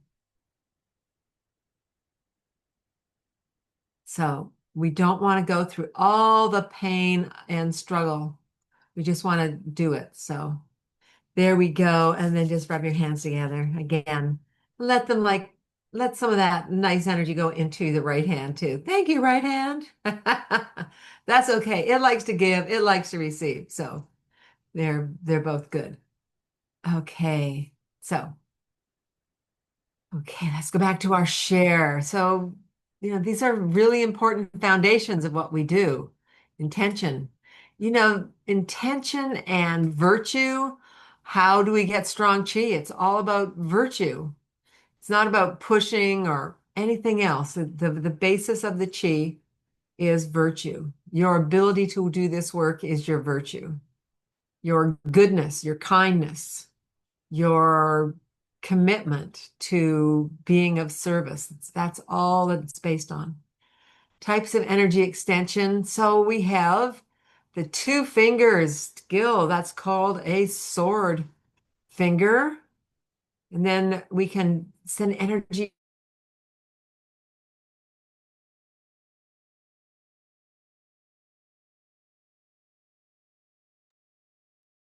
create energy in a larger space using our feet. And it's more of a whole body that would be working with. You might want to repeat that because you froze for about 10 seconds. Oh, whoa. Frozen. It's not even cold. Okay. So finger extension and then foot sending chi out through to fill a space using your feet. It's not something we normally do. And palm. So palm or fingers those are very much what we do. We can also relate this to the dantians, and then we can do it all together, which is better. So we focus with the eyes and to an area that we're sending chi, and that would be from the yin tang. Really, it's really from the third eye, but whoops. And then the middle dantian, this is really from the heart. The hands are really coming from the heart and the throat. So the heart and the throat should be very compassionate. Heart, hands, and throat. Yeah. And then our lower dantian. and just really creating a strong field of chi. So, oops. And so the eyes increase intention and the focus of the chi and the shen. And the sound, as this is, we're talking about putting sounds in. And you've done this, some of this already. The first seminar, we did some sound and color into a partner. And the mind, again, that's our intention. And our consciousness to be able to work, long distance. So we're just going to stop for a second. So that first one, this is the sword finger. We're actually going to come up with it again, but it's very important that the energy, the thumb connects with the fingers, and it shoots that energy in there. Boom, boom. So that's important to send that energy in. The palm is also very important. And sometimes you're just sending energy with your hands. And so this is obviously a narrower band. And this is obviously a wider band. And then the energy that you just do, you're just like sending that with your intention into the person, and then with your hands, and then with your whole being, like that. The foot projection is more of like a larger feeling.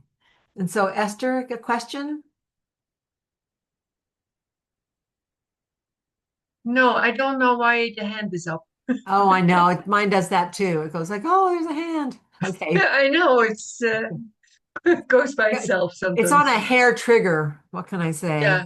say? Triggers easily. Okay, share. So, controlling energy projections. The most important part is we do the 1 through 10 and the 3 invocations and the rest of the setup. All of that is the most important part because you are connecting to the divine and you are getting your, like this is your insurance policy that you have set your intention to do. You're going to do their greatest good. So it doesn't matter whether, you're following a recipe and you're kind of falling on your face like, oh, I should have done that first. Oh, no. It's all going to be okay because you're working with the divine. And so it's so important that we set up that way so that we know that the work that we do is going to be like divinely inspired and protected, divinely protected. So hand postures for chi emission. Let me see. 6 to 50. Okay. Okay, so that palm I just showed you, that extended fan palm, sending energy in those sword fingers. Very important. Now, the one finger skill is so the one finger. So I was just teaching the master's class and we were sending light into, we were doing the thread pulling, and then we were going to send light into the meridian. And so we can take a nice meridian point. Let's see, like a large intestine meridian point, and we can send white light up through here on the nail bed, like inner corner, or is that anyway, towards the thumb corner of the nail bed. And that would be the one finger skill because you're going down into a meridian and you're sending light. Light comes all the way up to the corner of my nose here. It's like, woo. So we can send light into that large intestine meridian and light it up. It's very nice. Or let's see, triple burner meridian on the outside corner of the nail bed towards the little finger. So that one was white. This one would be more pink. We can't see your hands, Wendy. Oh, I'm so excited about this, and I'm not even showing you what I'm doing. So it's the one finger skill, in the corner of that large intestine. And you should feel something come up your arm as you do this, up to the corner of your nose. Just kind of kind of notice. Notice. Okay, and then I'm saying do the triple burner over here, outer corner of this nail bed. And it's different. You can feel how it comes up the arm in a different path. And it even goes around the ear to the outer corner of the eyebrow. Anyway, so kind of fun to play with these, but that's a use of your one finger skill. And also we can use one finger, maybe not. Sometimes we use the thumb, especially if we're holding points and maybe it's an awkward position.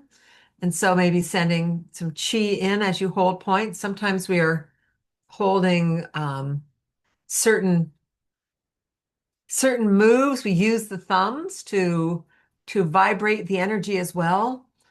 For flu, it's great. This is like everyone do this. Someone's got the flu. Let me just, hold the large intestine 4 and the large intestine 11 point right in here at the crooked marsh. Anyway, so those are two places that we hold with the thumb and we vibrate.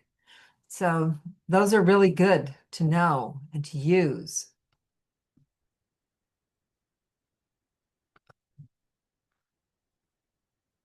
Vibrating the chi. Soaring dragon technique. So these sound very wild. Like, what is this wildness that we're doing?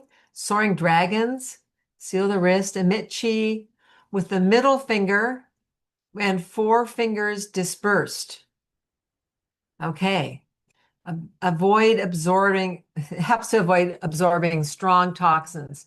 So this is something that one uses in cases of cancer. So if I'm here and this is the person, I'm standing up and the person's in front of me, but you'll be able to see my hands better here. So you can put in energetically, you would make a wristband here for protection. Just kind of put your hands up and sometimes you just touch them like that, like, okay. And this is going to be cases like you're working with cancer is not so bad, but chemotherapy is very bad and radiation. And so maybe the person has a lot of that. And also, so there's a big cancer tumor there. So maybe you don't want to have any blowback. It's not something I worry about. And so we kind of come along and we're sending, it's just like a little spaceship and it sends little pew, pew, pew. And actually the sound is knee. So it's knee, knee, knee, knee, knee. Sometimes you don't want to say that to the person. Maybe you don't want to say that one out loud because it's a little weird. And it's repeated like knee, knee, knee, knee, knee. And you do this knee, knee, knee. So it's very Star Wars. And it's like little things shooting out knee, knee, knee, knee, knee. And if there's blowback, the 4 fingers kind of like disperse it everywhere. But you'll find that in some of these recipes, they'll say soaring dragon technique. So yes, but we can play with it on the liver, so it's fine. We don't have to use the knee sound especially, but John might. Knee, knee, knee, knee, knee, knee. And so it's kind of like, yeah, that's our most Star Warsy one. It's very like, woo, knee, knee, knee. That's the soaring dragon. Okay.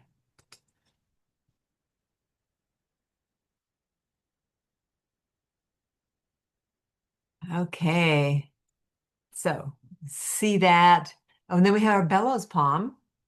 So the bellows palm is cool. Emit chi with the middle finger, absorb energy into the palm, release middle finger into the earth. So first you see you can do this whole thing with the wrapping the wrist again. It's not something I usually do. So let's look at that. So bellows palm is a whole flicking motion. So I usually use the bellows. It pulls chi.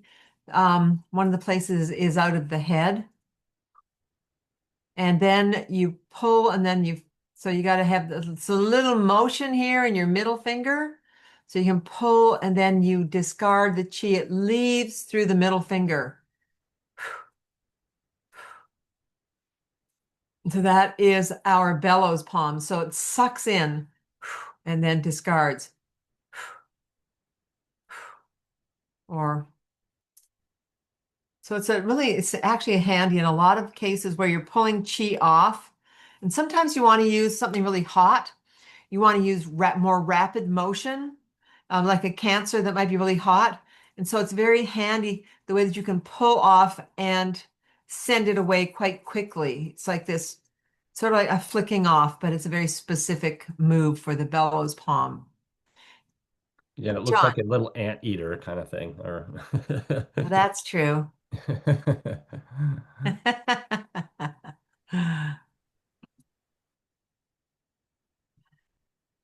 Okay. That helps pull some of the heat out of my head when I try it. Oh, yeah, nice, Margot. Yes. Yes, it is because that suction, because it's a really good suction and then it emits. But you don't suck, the little head here, the little dragon head or dinosaur head doesn't, it pulls, that pulls it into the palm, and then this is the finger that shoots it away. Yeah. I have long fingers. Okay, there's our bellows palm, the secret of the bellows palm. Okay, and then we have invisible needles. We're going to get a lot more into invisible needles, and so we'll talk about them more in the second half. Dragon's mouth palm, pull energy like a silk thread, leader pull, meridian point chi. And so this is the one that you're already doing this when you come here. And here we've also been doing the dragon's mouth as you come off the throat. So there's our dragon. No dragon, it's not a dinosaur, this one's a dragon. And then we have our point here, to a thread to pull right from here. Let's see, where else can we pull a thread? Well, we sent light into our large intestine meridian. Let's pull out, so it depends on which side you send it into, but it probably was into the right nostril. Anyway, whatever one you send it into, now I want you to pull it out of the opposite nostril. So take that little dragon's mouth, come up to the corner of your nose, it's called receiving fragrance, and slowly pull out, very slowly pull out the thread. And notice if you feel that somewhere as you slowly pull that out. Also notice if it's jagged or wavy, or just notice the feelings that happen in your body when you slowly remove a thread like that. And then we're going to break it. But that's one of our uses of our dragon's mouth. Just knowing. So when you have these, when you're going to get recipes, our protocols, they'll have these things. So we need to be able to, read what's in the books. This is our language. Okay, so that's that silk thread. Ooh, kneading tiger palm. Well, you already do this over the liver. This is what we're doing over the liver, our kneading tiger. Curl hands open like a jellyfish, pull, shake, rotate, stagnant chi. And that's the kneading. Kneading techniques are great for dispersing stagnant chi and blockages. So we also do that over the abdomen, as you might recall, all around the colon, small intestine, nice kneading. The uterus can use a little kneading. It's a nice technique. It's like your cat, when your cat is on you and is kneading. And then we have the cat when we don't like it. It's like, oh, that was nice. Like, ah, the claws are out. And it's like, oh no, that is kneading tiger claw hooking. So that's when your little kitty called Happy Tiger turns out to be a little clawing tiger. Breaks up stagnations like a rake or a plow in hard soil. So I think we've all had that experience of the cat that decides to go a little farther. It's like, oh, it's so nice. But that works for the liver. So the liver, we're like little kneading tiger. Then we're like, we need deeper. So we go like claws. Okay. Now we're going to get in. Now we don't do this in the colon. We're not doing this anywhere. We only do the claw hooking in the liver. The liver is springtime. The liver is like soil, and it really likes you to rake it and to plow it. So think of plowing the soil. So that's when we do the claw hooking. So that's all very nice. Feels good. Okay, and John's going to walk you through this. Okay. And we're going to be applying all of these. Oh, 5 thunder fingers. Yes. And so, I said something about, so this is more cancer. This is when you got to blast things, but we can also play with it on the liver because liver likes activity. It's very happy to get.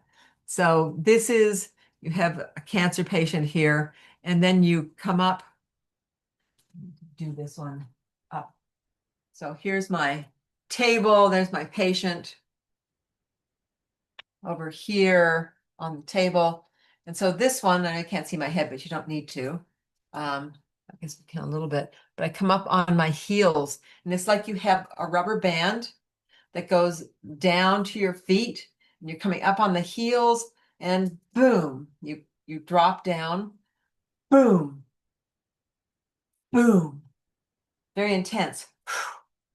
And it comes to a sudden stop because you're not gonna like beat your client. So you have to stop above the tumor.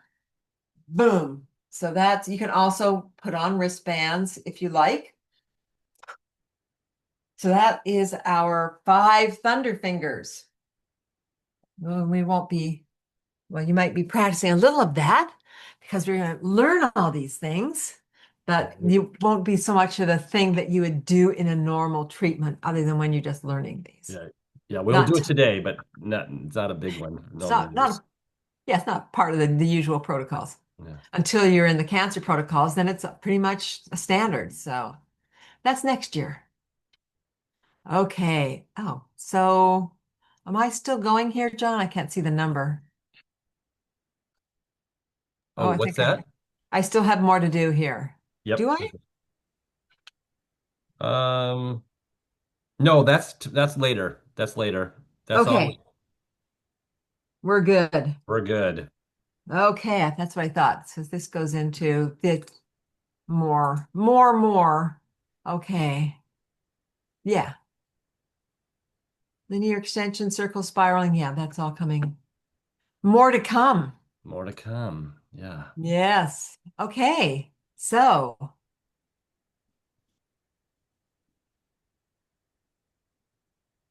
we're also going to do another thing called the blue, red, and white treatment today. So I'll demonstrate. What do you say? Okay, I think I had that on my PowerPoint too, but let me escape here. Yeah, I think you do. Yes, I do. Here it is. Okay.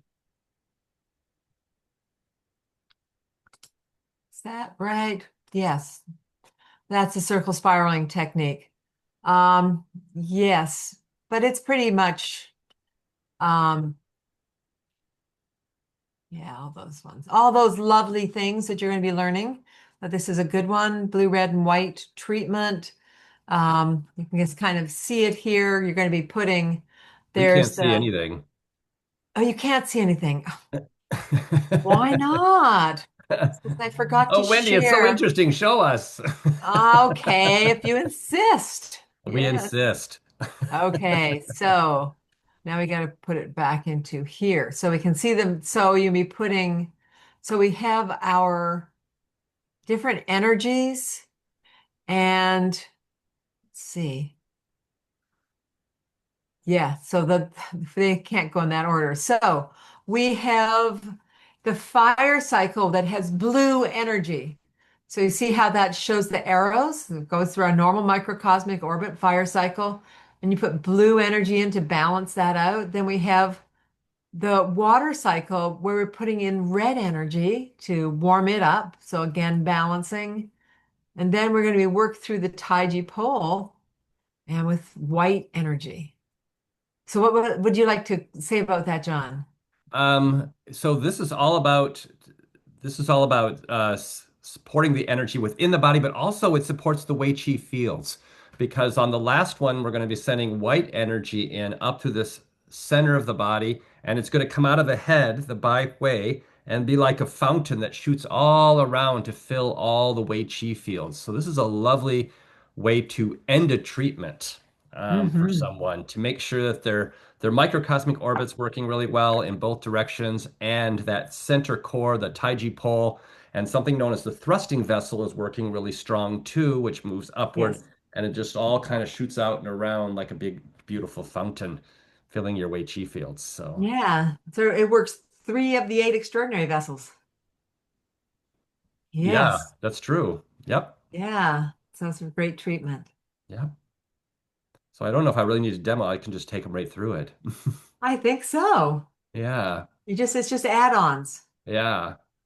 Yeah. So we're going to basically be doing our treatment protocol that we've been learning, but now we're going to really focus on the hand postures and what happens with each one so we can get a sense of them better. So, um, All the things you've been learning, getting to all the add things you're in. learning, we're just making it a little bit clearer why you do this hand and all that kind of stuff. So, I just want to remind everybody, um, who's giving first? So we're only going to do half of it today. The other half we'll do before break tomorrow. So I'm trying to do as best I can. All the Europeans will get to lie down, except Elena and Esther are working together. So um, I'm going to see. I'll just pick one of you. Esther, you're okay giving today, and then Elena can receive. Barbara's going to give a session to Gavin. It's the same people you worked with your magic circles. Tarek's going to give a session to Stuart. Stacy's going to give a treatment to Margot. Uh, Michelle's going to give a treatment to Naomi. And Inga, I'm going to invite you to give a treatment to Emily. Emily's not going to be here tomorrow, but I don't know if you are either, but she was not feeling well, so I was going to have her receive today. So Inga's giving a session to Emily. Is that clear for everybody? John, Inga just Yeah, messaged in the chat. Oh, go ahead, She Inga. just what? sorry. Yeah, I just messaged in the chat that I'm gonna have to stay out of it. I can't do the session right now. Okay, no problem. Yeah, Emily, I'll put you on the sorry. table. Lie down. When I'm leading it through, Perfect. you get a session from me. There you Thank go. you. You're welcome. So is everyone Yeah, else perfect. clear? See, it all works out. I love how that works out. Okay, I'm gonna get set up here. Everybody get their tables set up for those that are giving. And Wendy, you can just let me know when they're ready. I'll let you know.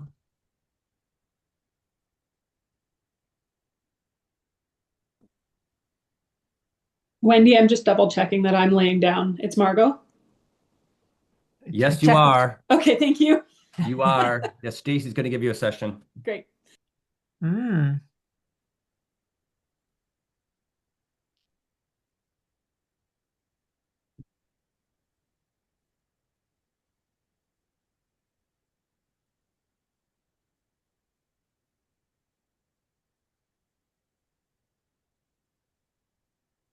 Hey.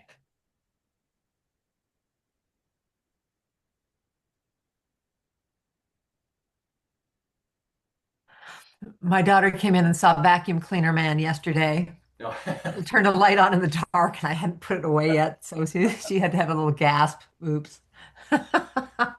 Yeah. Oh, boy. Okay. Cleaner man. Yes, Our new vacuum. student, Wendy. Yay! I know, vacuum cleaner man. Okay. So Getting warm. I'm gonna. When I get sessions, I get warm, so I don't need another layer. we're lying down. I think we are good.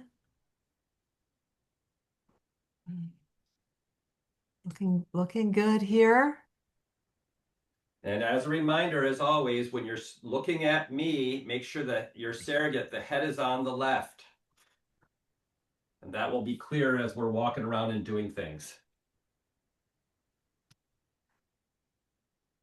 Okay, I think we Okay. are. Let's go for it. Just a second. Barbara's just getting her table a little bit more. Okay. Okay. Yep, I think she's good. All right. Okay. So find your Wuji posture. Find that nice upright posture. Take some nice deep breaths. Let yourself settle into this moment. And then bring your awareness above your head.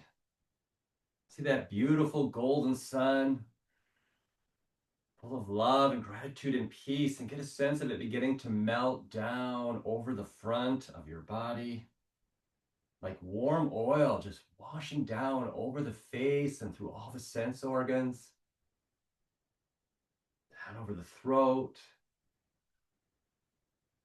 Sense of relaxing more as this oil continues to flow down like warm light flowing down over the chest, over the inner arms, down across the forearms, down across the palms and the fingertips. Get a sense of that light soaking into the chest, the abdomen, the pelvis, all the way down over the thighs, the knees, the shins, the top of the feet, and dripping off your toes, saturating you in this loving light. Get a sense of that light beginning to pour down over the back of the head, down through the hair, through the scalp, massaging the head as it goes down over the back of the neck, releasing tension, releasing stress as you come more into this moment, and the shoulders begin to relax as it receives this light, down the outer arms, all the way down to your fingertips. Get a sense of this light flowing into the upper back, mid back, lower back, down over the buttocks, backs of the legs. More and more present with each moment as this light flows down, all the way down across the bottoms of the feet. And then see that light as the crown begins to open, receiving it like there's a beautiful funnel above the head, and it pours right into the brain, right into the right hemisphere of the brain, then the left hemisphere of the brain, and just swirls around, helping the glands of the brain, all the sense organs from the inside, through the mouth, the teeth, the tongue, all the skull, the jaw, down through the throat to the thyroid gland. Bringing all this vibrancy as it flows down into the chest cavity and down through the arms as it flows all the way down to your fingertips, filling your arms with chi. And get a sense of this energy flowing into your heart. Breathing this loving light into your heart. Let it flow into your lungs and all the way down through the whole chest into the diaphragm and then beyond into the abdomen. Filling your liver, sending loving light into the liver, into the spleen on the left, pancreas more in the center, the kidneys at the back. Sense of filling up as it flows through the gallbladder, through the stomach, begins to flow through the digestion, through the small intestine, all the way through to the large intestine, up the ascending colon, through the transverse colon, down the descending colon, to the sigmoid, all the way to the rectum, filling up bladder, the reproductive organs, the whole pelvis, filling up with light. And feel that flowing down the legs, all the way to the feet. And feel that light begin to saturate the whole body. Flesh, the muscles, the tendons and the nerves, the blood, the bones, and all the way out to skin. Beautiful energy. And that was one is fun. Two is shoe. Get a sense of your feet beginning to melt like ice on hot pavement, and tree roots coming out as three is trees. They begin to go down into the earth, down through the building you're in and down through the earthly transpersonal points of nature, the beautiful energies of the five elements, and further down into the sacredness of the planet, of Mother Earth, Pachamama, Gaia, the beautiful names we have for this living, breathing planet, which is our home. And four is core attached, connecting with the core of the earth. And feel the earth sending up unconditional support back up through those roots as golden light, all the way up through those roots, up the back of the legs, up the spine, over the head, down the front, like there's a big cauldron at the pelvis that fills up with chi from the earth. Up the back, down the front, and this cauldron continues to fill and begins to start to overflow, creating steam, transforming into steam, this beautiful alchemical reaction of transformation into steam that fills the body. Five is alive as it begins to saturate all your cells, all your tissues, from the bottom of the feet to the top of the head, all the way out to the tips of your fingers, creating a sense of pressure. More and more pressure, the pressure that becomes so full that it begins to burst out through the palms of the hand like fire hoses. It begins to flow around the body. Get a sense of it being so dense that it starts at the feet. It begins to fill up from the feet to the ankles, to the knees, to the hips, to the pelvis, to the torso, all the way up to the shoulders, and all the way above the head. And then spreading out in all directions. Six is thick, creating these solid fields of Wei Qi in all directions. Loving energy from Mother Earth. And then bringing your awareness above you. Seven is heaven as we flow through the heavenly transpersonal points of your higher self. The next one being the pure lights and all the virtues. And further still, the gateway of the Tao, unconditional love. And feel the Tao responding by sending down a beam of white light down towards the crown of the head and beginning to fill the upper Danchen, the middle Danchen, the lower Danchen, all three saturating with this healing light, coalescing into the Taiji pole, connecting all three. Getting a sense of this energy, breathing it into your center core from all around you, filling it up more and more. Eight is gate. And imagine the gates of the Taiji pole beginning to open up and filling the whole body.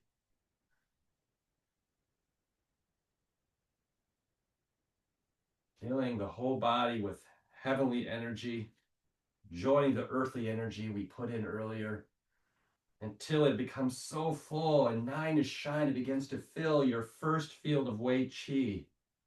Breathing it back into your center, fill the second field of Wei Qi, and the third field of Wei Qi. Good, getting a sense of all these areas nice and full and connected. Nine is shining, 10 is begin. Let's lift our arms, just do our three invocations, lifting our hands to divine and ask the divine to watch over, to support us, all the guides, guardian angels that watch over us, to be with us, to support us. Let us be a conduit of healing light in support of the highest good for your partner, always working in accordance with divine will. And lifting your hands up again and asking the guides, guardian angels, the beings of light to watch over the space that you're working in and hold it safe and sacred. Let's make our 3 counterclockwise circles around our surrogate. So we can open it up, ready for energy, and ask the divine for energy that represents your partner and bring that in from head to toe into the surrogate so we can work with it. And then we'll lift our hands for the final invocation and ask the guides, guardian angels, the beings of light that watch over your partner to be with them, to support them, but also to guide you in how you can best support them for their healing and well-being, and working in accordance also with divine will, but also in support of all beings. So let's begin by bringing our hands up and let's ask for an energy ball, beautiful ball of light. Let's bring that down, and with this intention of wrapping them up and supporting their chi as we work with them. And we can use that ball to wrap them up 3 times, physically, energetically, and spiritually. And we'll root that under the table or the surface you're working with. Open up our vortex for anything that's unwanted, undesirable, that we can circulate that. Set a little grounding cord down from their tailbone into the earth, and do the same for yourself. And now we can begin. Let's start with a little bit of combing. Let's just begin to comb through their energy field. Just getting a sense of how that is as we just basically are starting to introduce ourselves to their energy. We can do that on both sides.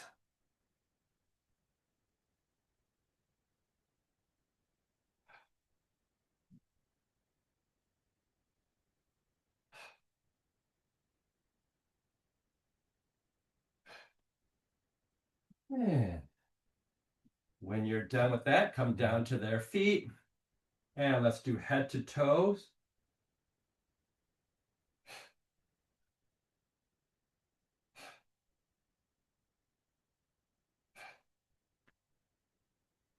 And staying at the feet, it's time for some sonar. So let's grab a hold of the heels.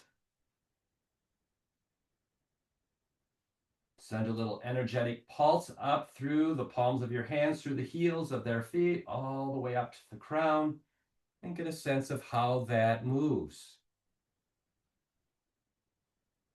Do you feel any blockages here? Does it feel slower on one side? You may want to do that a couple times.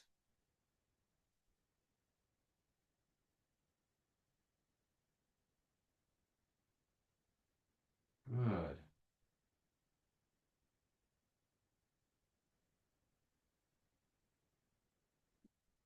Okay. Let's do a little bit of flat palm. Let's see what's happening here.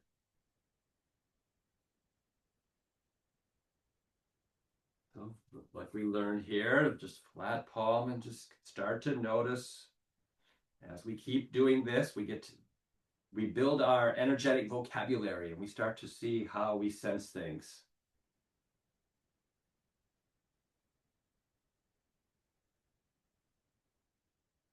Scanning over the body.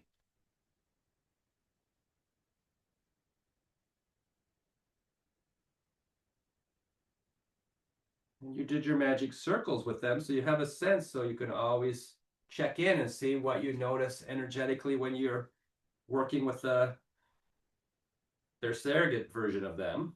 See how that is.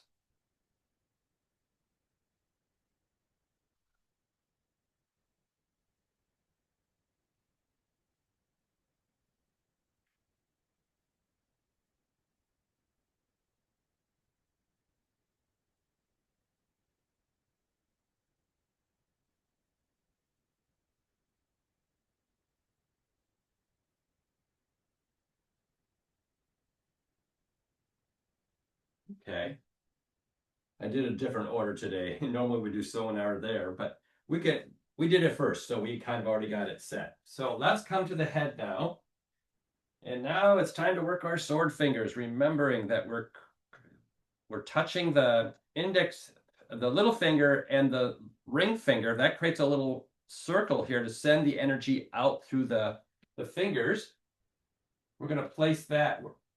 Oh, before we do that, let's lift our hands to the divine and ask the divine to fill our Taiji pole with healing light. Divine light. Create our sword fingers, send that in towards the crown. Bring the flat palm, flat hand, right over the third eye. And let's send energy into their Taiji pole. Wonderful energy that the divine has given us is going to go right from our Taiji pole down through their body, through their Taiji pole. And get a sense of their Taiji pole illuminating, divine energy coming into them. And then get a sense of it starting to move out into the organs, transforming into colors. The colors of white being for the lungs. Get a sense of some blue light going into their kidneys, green light into their liver, red, perhaps pink light going into their heart, and a beautiful golden yellow light going into the spleen.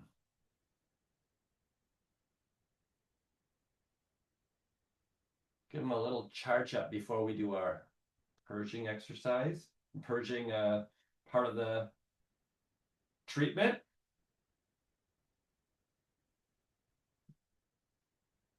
So we're actually going to stay at the head here. We're going to do something called brain flossing.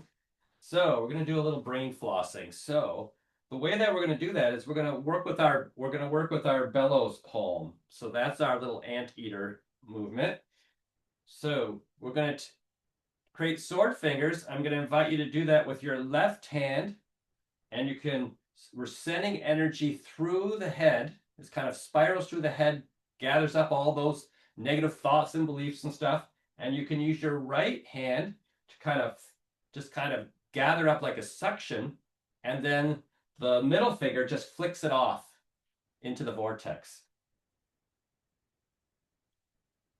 And if you're left-handed, you can do the other way.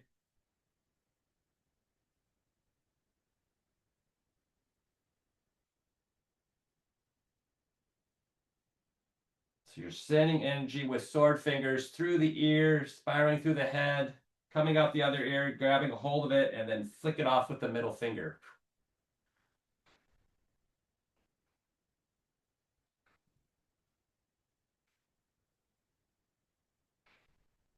Bellows palms, using that. Okay.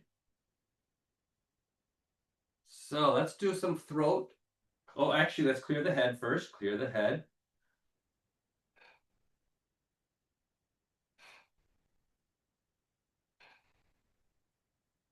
Then we can do a little bit here on the throat, and this is going to be our dragon's mouth. So you can place your left hand to support the back of the neck and bring all the fingers together. We'll send some energy up from the back of the neck, and anything that comes up that doesn't support that, we can just kind of gently grab that off and then put that into the vortex.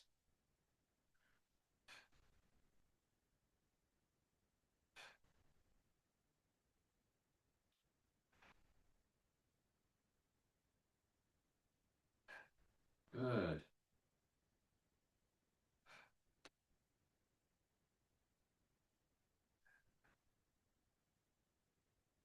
Let's clear off the side of the head. Remembering not to drag it across the midline.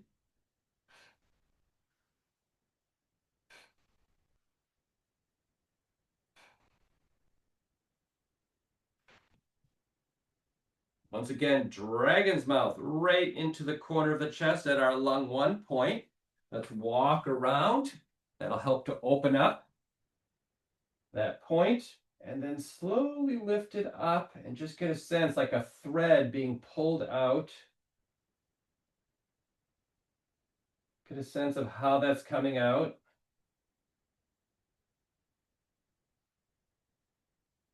And then just kind of cutting that off, releasing that into the vortex.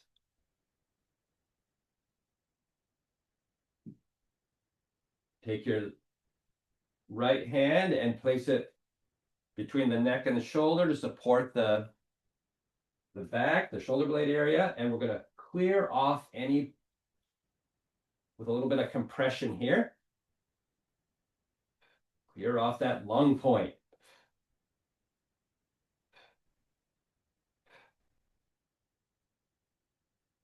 And we want to move down the channel. So we'll grab right there at the wrist, give a little gentle traction, and then let's clear. You can either, like Wendy was talking about, you can either be really support them by being on the body to release, or do it completely off the body.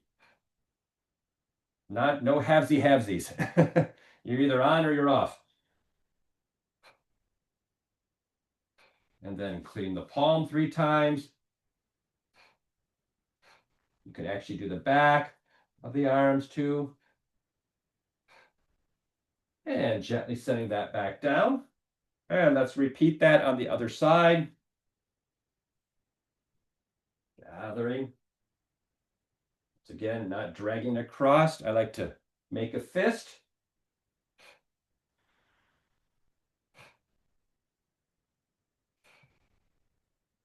Time for the dragon's mouth. Place it right there on the lung 1 point. Walk back around to the right side. That'll help to kind of like open up the point and gently pull out that thread.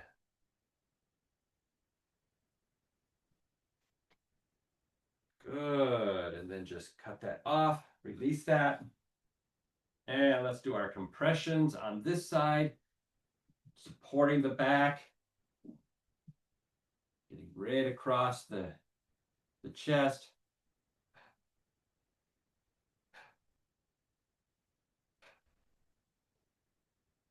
And then opening up the whole channel by grabbing the wrist.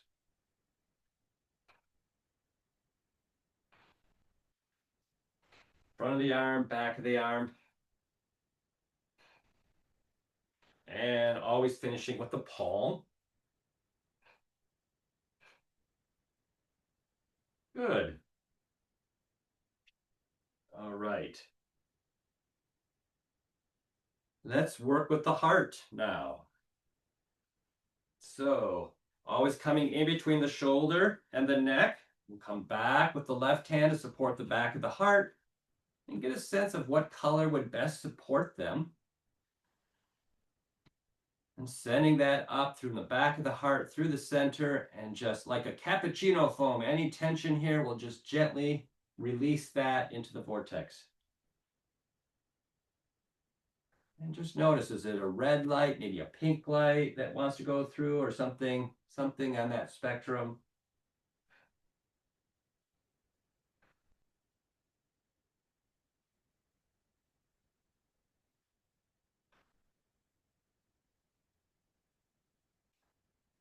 And do a little clear of the solar plexus right in the center, kind of go down along the base of the ribs and just kind of gently pull that off as well.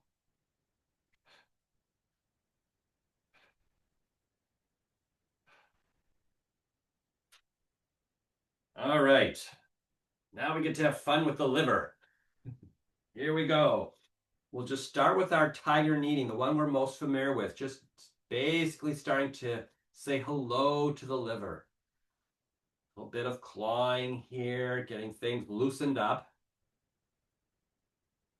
Releasing anything into the vortex. And now we're going to use the big kitty claws here. So bring out the big claws and we'll go a little bit deeper, like hard soil in the springtime. We got to till it up, got to get it going. The liver loves this, getting things moving again. It works so hard for us and it needs to be cleared out. It's a filter.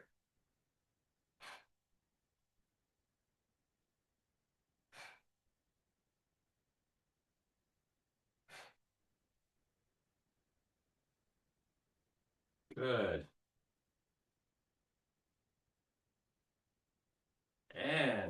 we're going to do a little bit. We're going to practice our soaring dragon. So the bell's palm was the finger with the middle finger out. This time the middle finger is down. The other fingers are going to send the energy around. You can imagine wrapping your wrists with energy to keep the energy nice and supported. I like to do, like Wendy said, I do the same thing. I just kind of energetically just kind of go around them. And then with the little finger going down, we're going to send energy into the liver with our soaring dragon, and we're going to say whoa. So let's go whoa, whoa, whoa, whoa, whoa, whoa, whoa, really breaking it up. Whoa, one more. Whoa. We can clear off anything. We love our liver because it allows us to practice all these things. And speaking of which, let's do our thunder palms. So this is one where we're going to rise up. We're going to make a fist, come up on your toes like you got rubber bands, and you're going to drop back down and just send the energy in. So we're going to use the whoa sound for this one too. So let's breathe in and go whoa, whoa. Just blast the liver here. Whoa. Let's actually do it as a whisper now. Whoa. Let's work at the different levels. And now let's do 3 times in your mind, just like we did earlier today.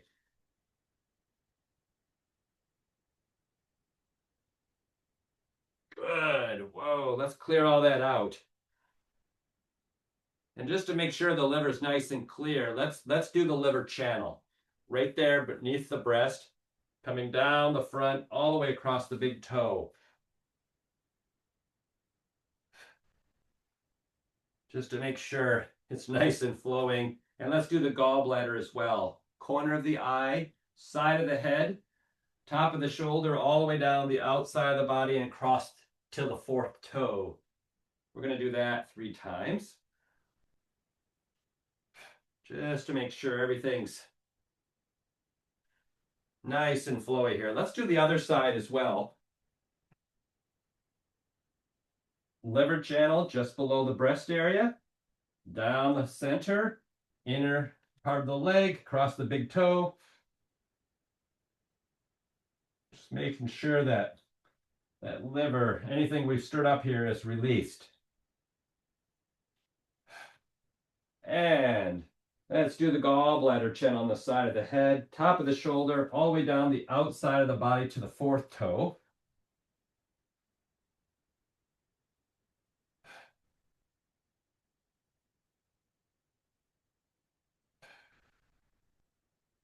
And it's time to help the spleen now. So let's lift our hands to the divine and ask the divine to give us a ball of light which transforms into a sponge. And ask that sponge to soak up any dampness that's in their spleen that's blocking good chi flow in the spleen. And we'll slowly set that down and just let it sit there and get a sense of it. Once it feels like it's kind of saturated, it will just kind of pop up like almost like a piece of toast in a toaster. And it just kind of flows back up, and then you can just slowly bring that out. I get this sense of a very wet sponge. And then lift your hands to divine. Let's fill it up with some beautiful golden light. Ask the divine for another energy ball. Let's come up and let's give a sense this ball of light full of golden yellow light to harmonize their spleen, to bring vitality. And I always like to add to flesh out any issues with the lymph, because the spleen is a lymph node. If there's any issues with the lymph, make sure that it's all supported as well. Whatever they need at their highest good. And we'll hold that in the left hand and gently bring that ball down towards their spleen.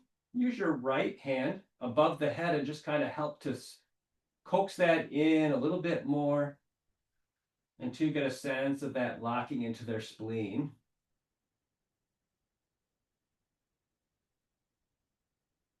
Have a nice energy ball. We'll just invite that to stay for as long as it's needed. And then let that activate.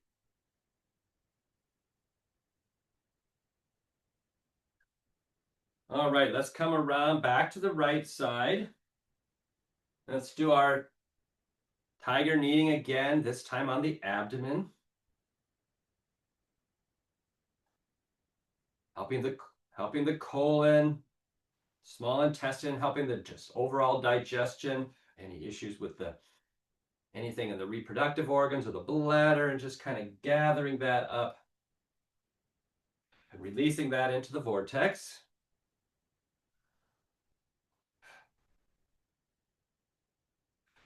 All right.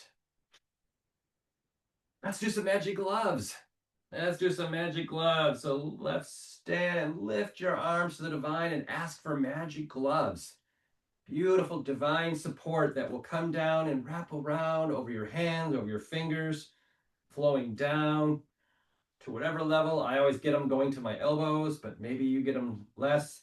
And just get a sense of these beautiful, and ask the divine to take over and support, to guide you and support your partner for whatever is their best healing. And then bring your hands over and just allow yourself to be transported and moved in the way that will best support them. And we'll do this for about 5 minutes or so. It's going to be very individual, whatever the divine is directing you to do.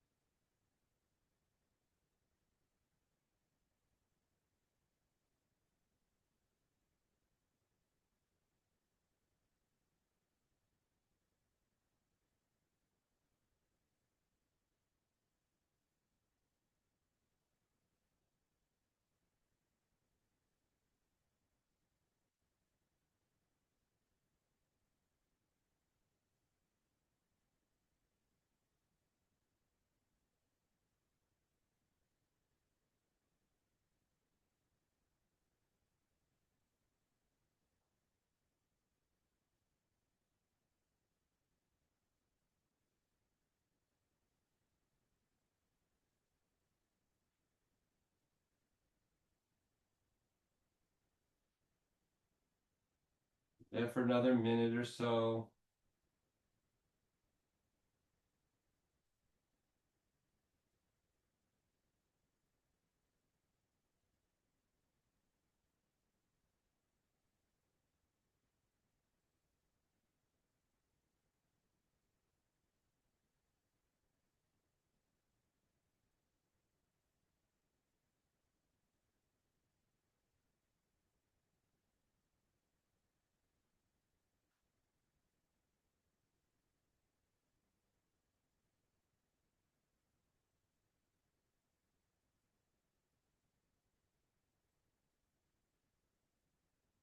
Then we're going to start to move down to their feet. If you're not there already working with them, I'm going to invite you to come down to their feet.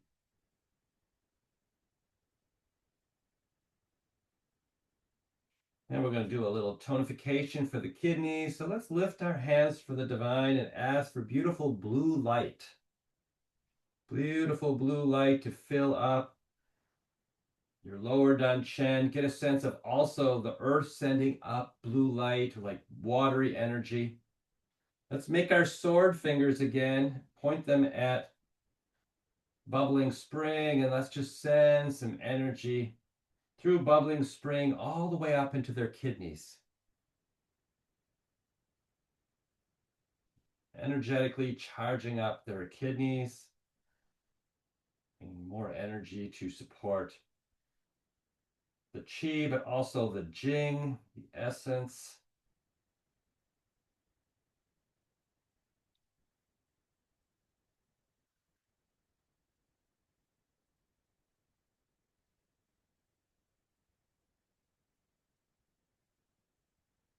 Good. And then let's come around to their side and we'll place our left hand under their back, right at Ming Men. And let's send some energy up through the channels as you take focus on the furthest foot, which is the left foot, touching bubbling spring. And let's send energy up the inner legs and down the outer legs, all the way up to the kidney and around. Let's open up that flow between the kidneys and the bottom of the feet via the legs. And do the same thing on the other side. Up the inner leg, down the outer leg.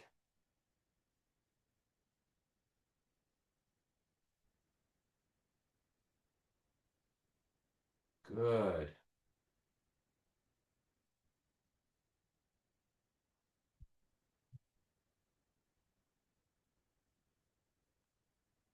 Then let's come down to their feet once again. And we're going to do a little extra treatment here called the blue, red, and white treatment. So from their feet, let's once again lift our hands to the divine. We'll ask for some more blue light like we did earlier. Let it fill you up. Charging up, making our sword fingers again. And this time we're going to point them at the heels of the foot. At the heels. And we're going to send that light all the way up the back of their legs to fill up their lower dantian. Blue light flowing up from your lower dantian up through your sword fingers, up the back of the legs, filling up there like a big cauldron there, filling up with blue light. And once you get a sense of that starting to fill up, imagine it flowing through the fire cycle of the microcosmic orbit. So it's going to go up the back, over the head, down the front. So running their fire cycle of their microcosmic orbit. We're putting the blue light into the fire cycle. Up the back, down the front.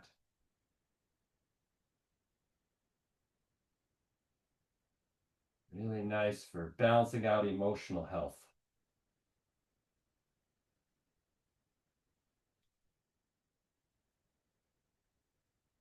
Good. And now we're going to work with red light. So we're going to lift our hands to the divine and ask the divine for beautiful red light to come down, fill up your lower dantian.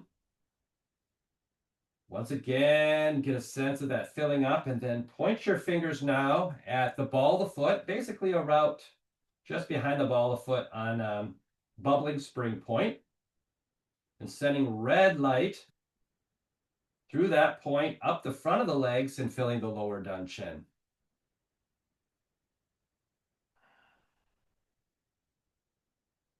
Get a sense of saturating the lower down chin with beautiful red light.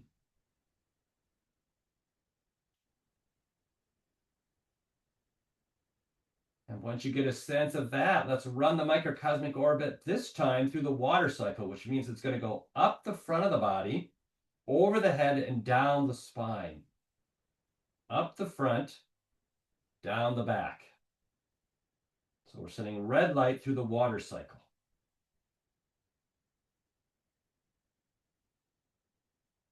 Working with your intention, supporting all these flows of their microcosmic orbit.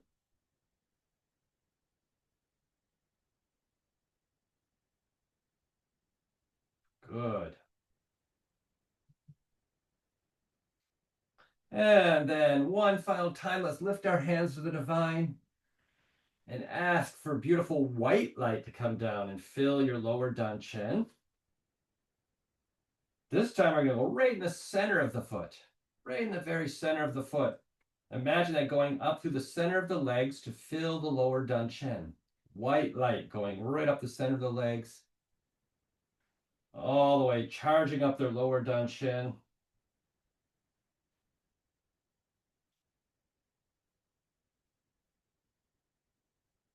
Getting nice and full and vibrant.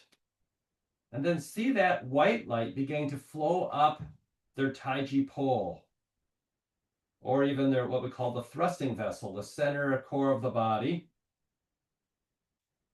all the way up to the lower danchen, to the middle, to the upper, and then out through Bai Hui, right through the crown of the head, and imagine it flowing like a fountain all around them, filling their Wei Qi fields, and then coming back up and going again from their feet all the way up to the crown. We're creating a big orbit all the way around them. Up the center, out of the head, around, filling the three fields of the Wei Qi. Nice big bubble of light with white light.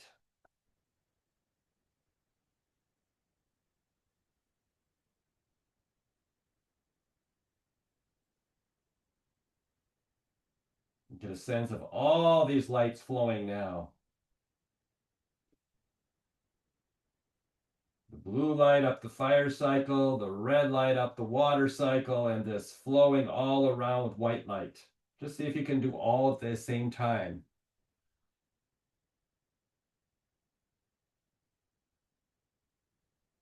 Great. So let's come back to the right side. And let's lock this energy in with 9 times in each direction. Right at the lower danchen.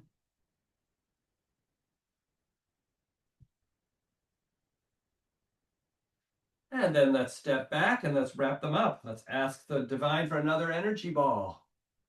Another ball to protect them and support them with all the work that we've done today. Let's wrap them up physically, energetically, and spiritually.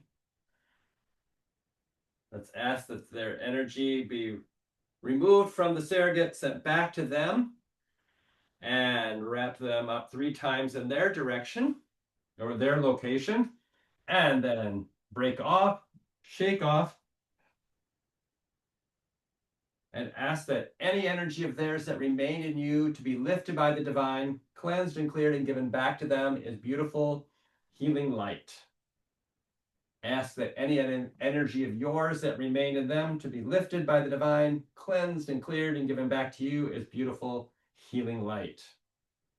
Having a moment to thank the divine for all that we did today, the beautiful energies of the earth, and your partner for the wonderful privilege of working with them and their energy today. Good. Let's do a little share.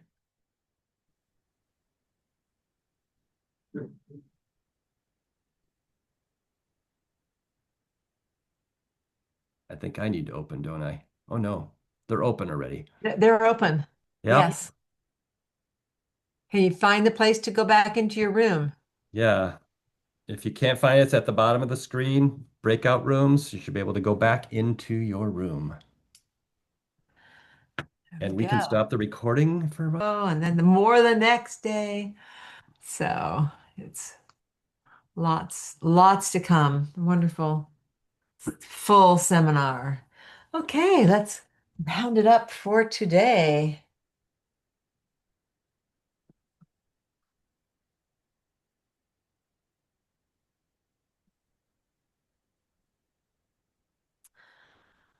Good. So, just enjoying playing in the chi, bringing in that earth energy,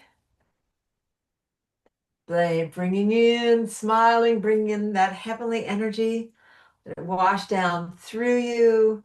Let it clean and clear and balance and bring it in more.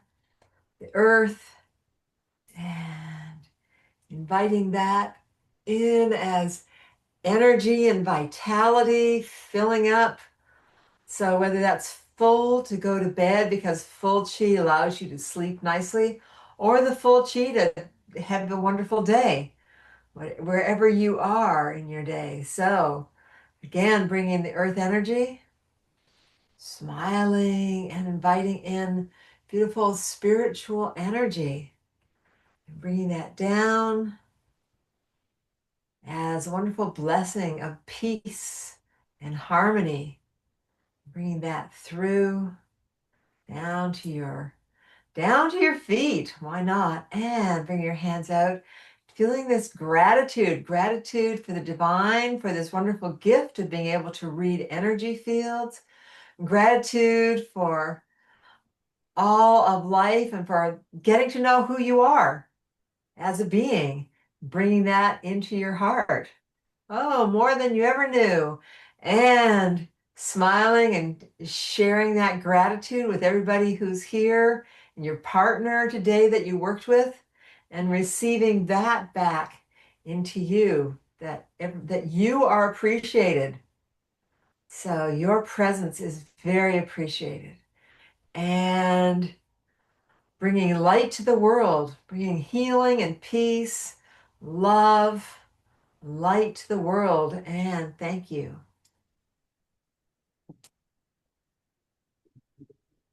Thanks, everybody. Yay! Yay. Magic circles. Yay.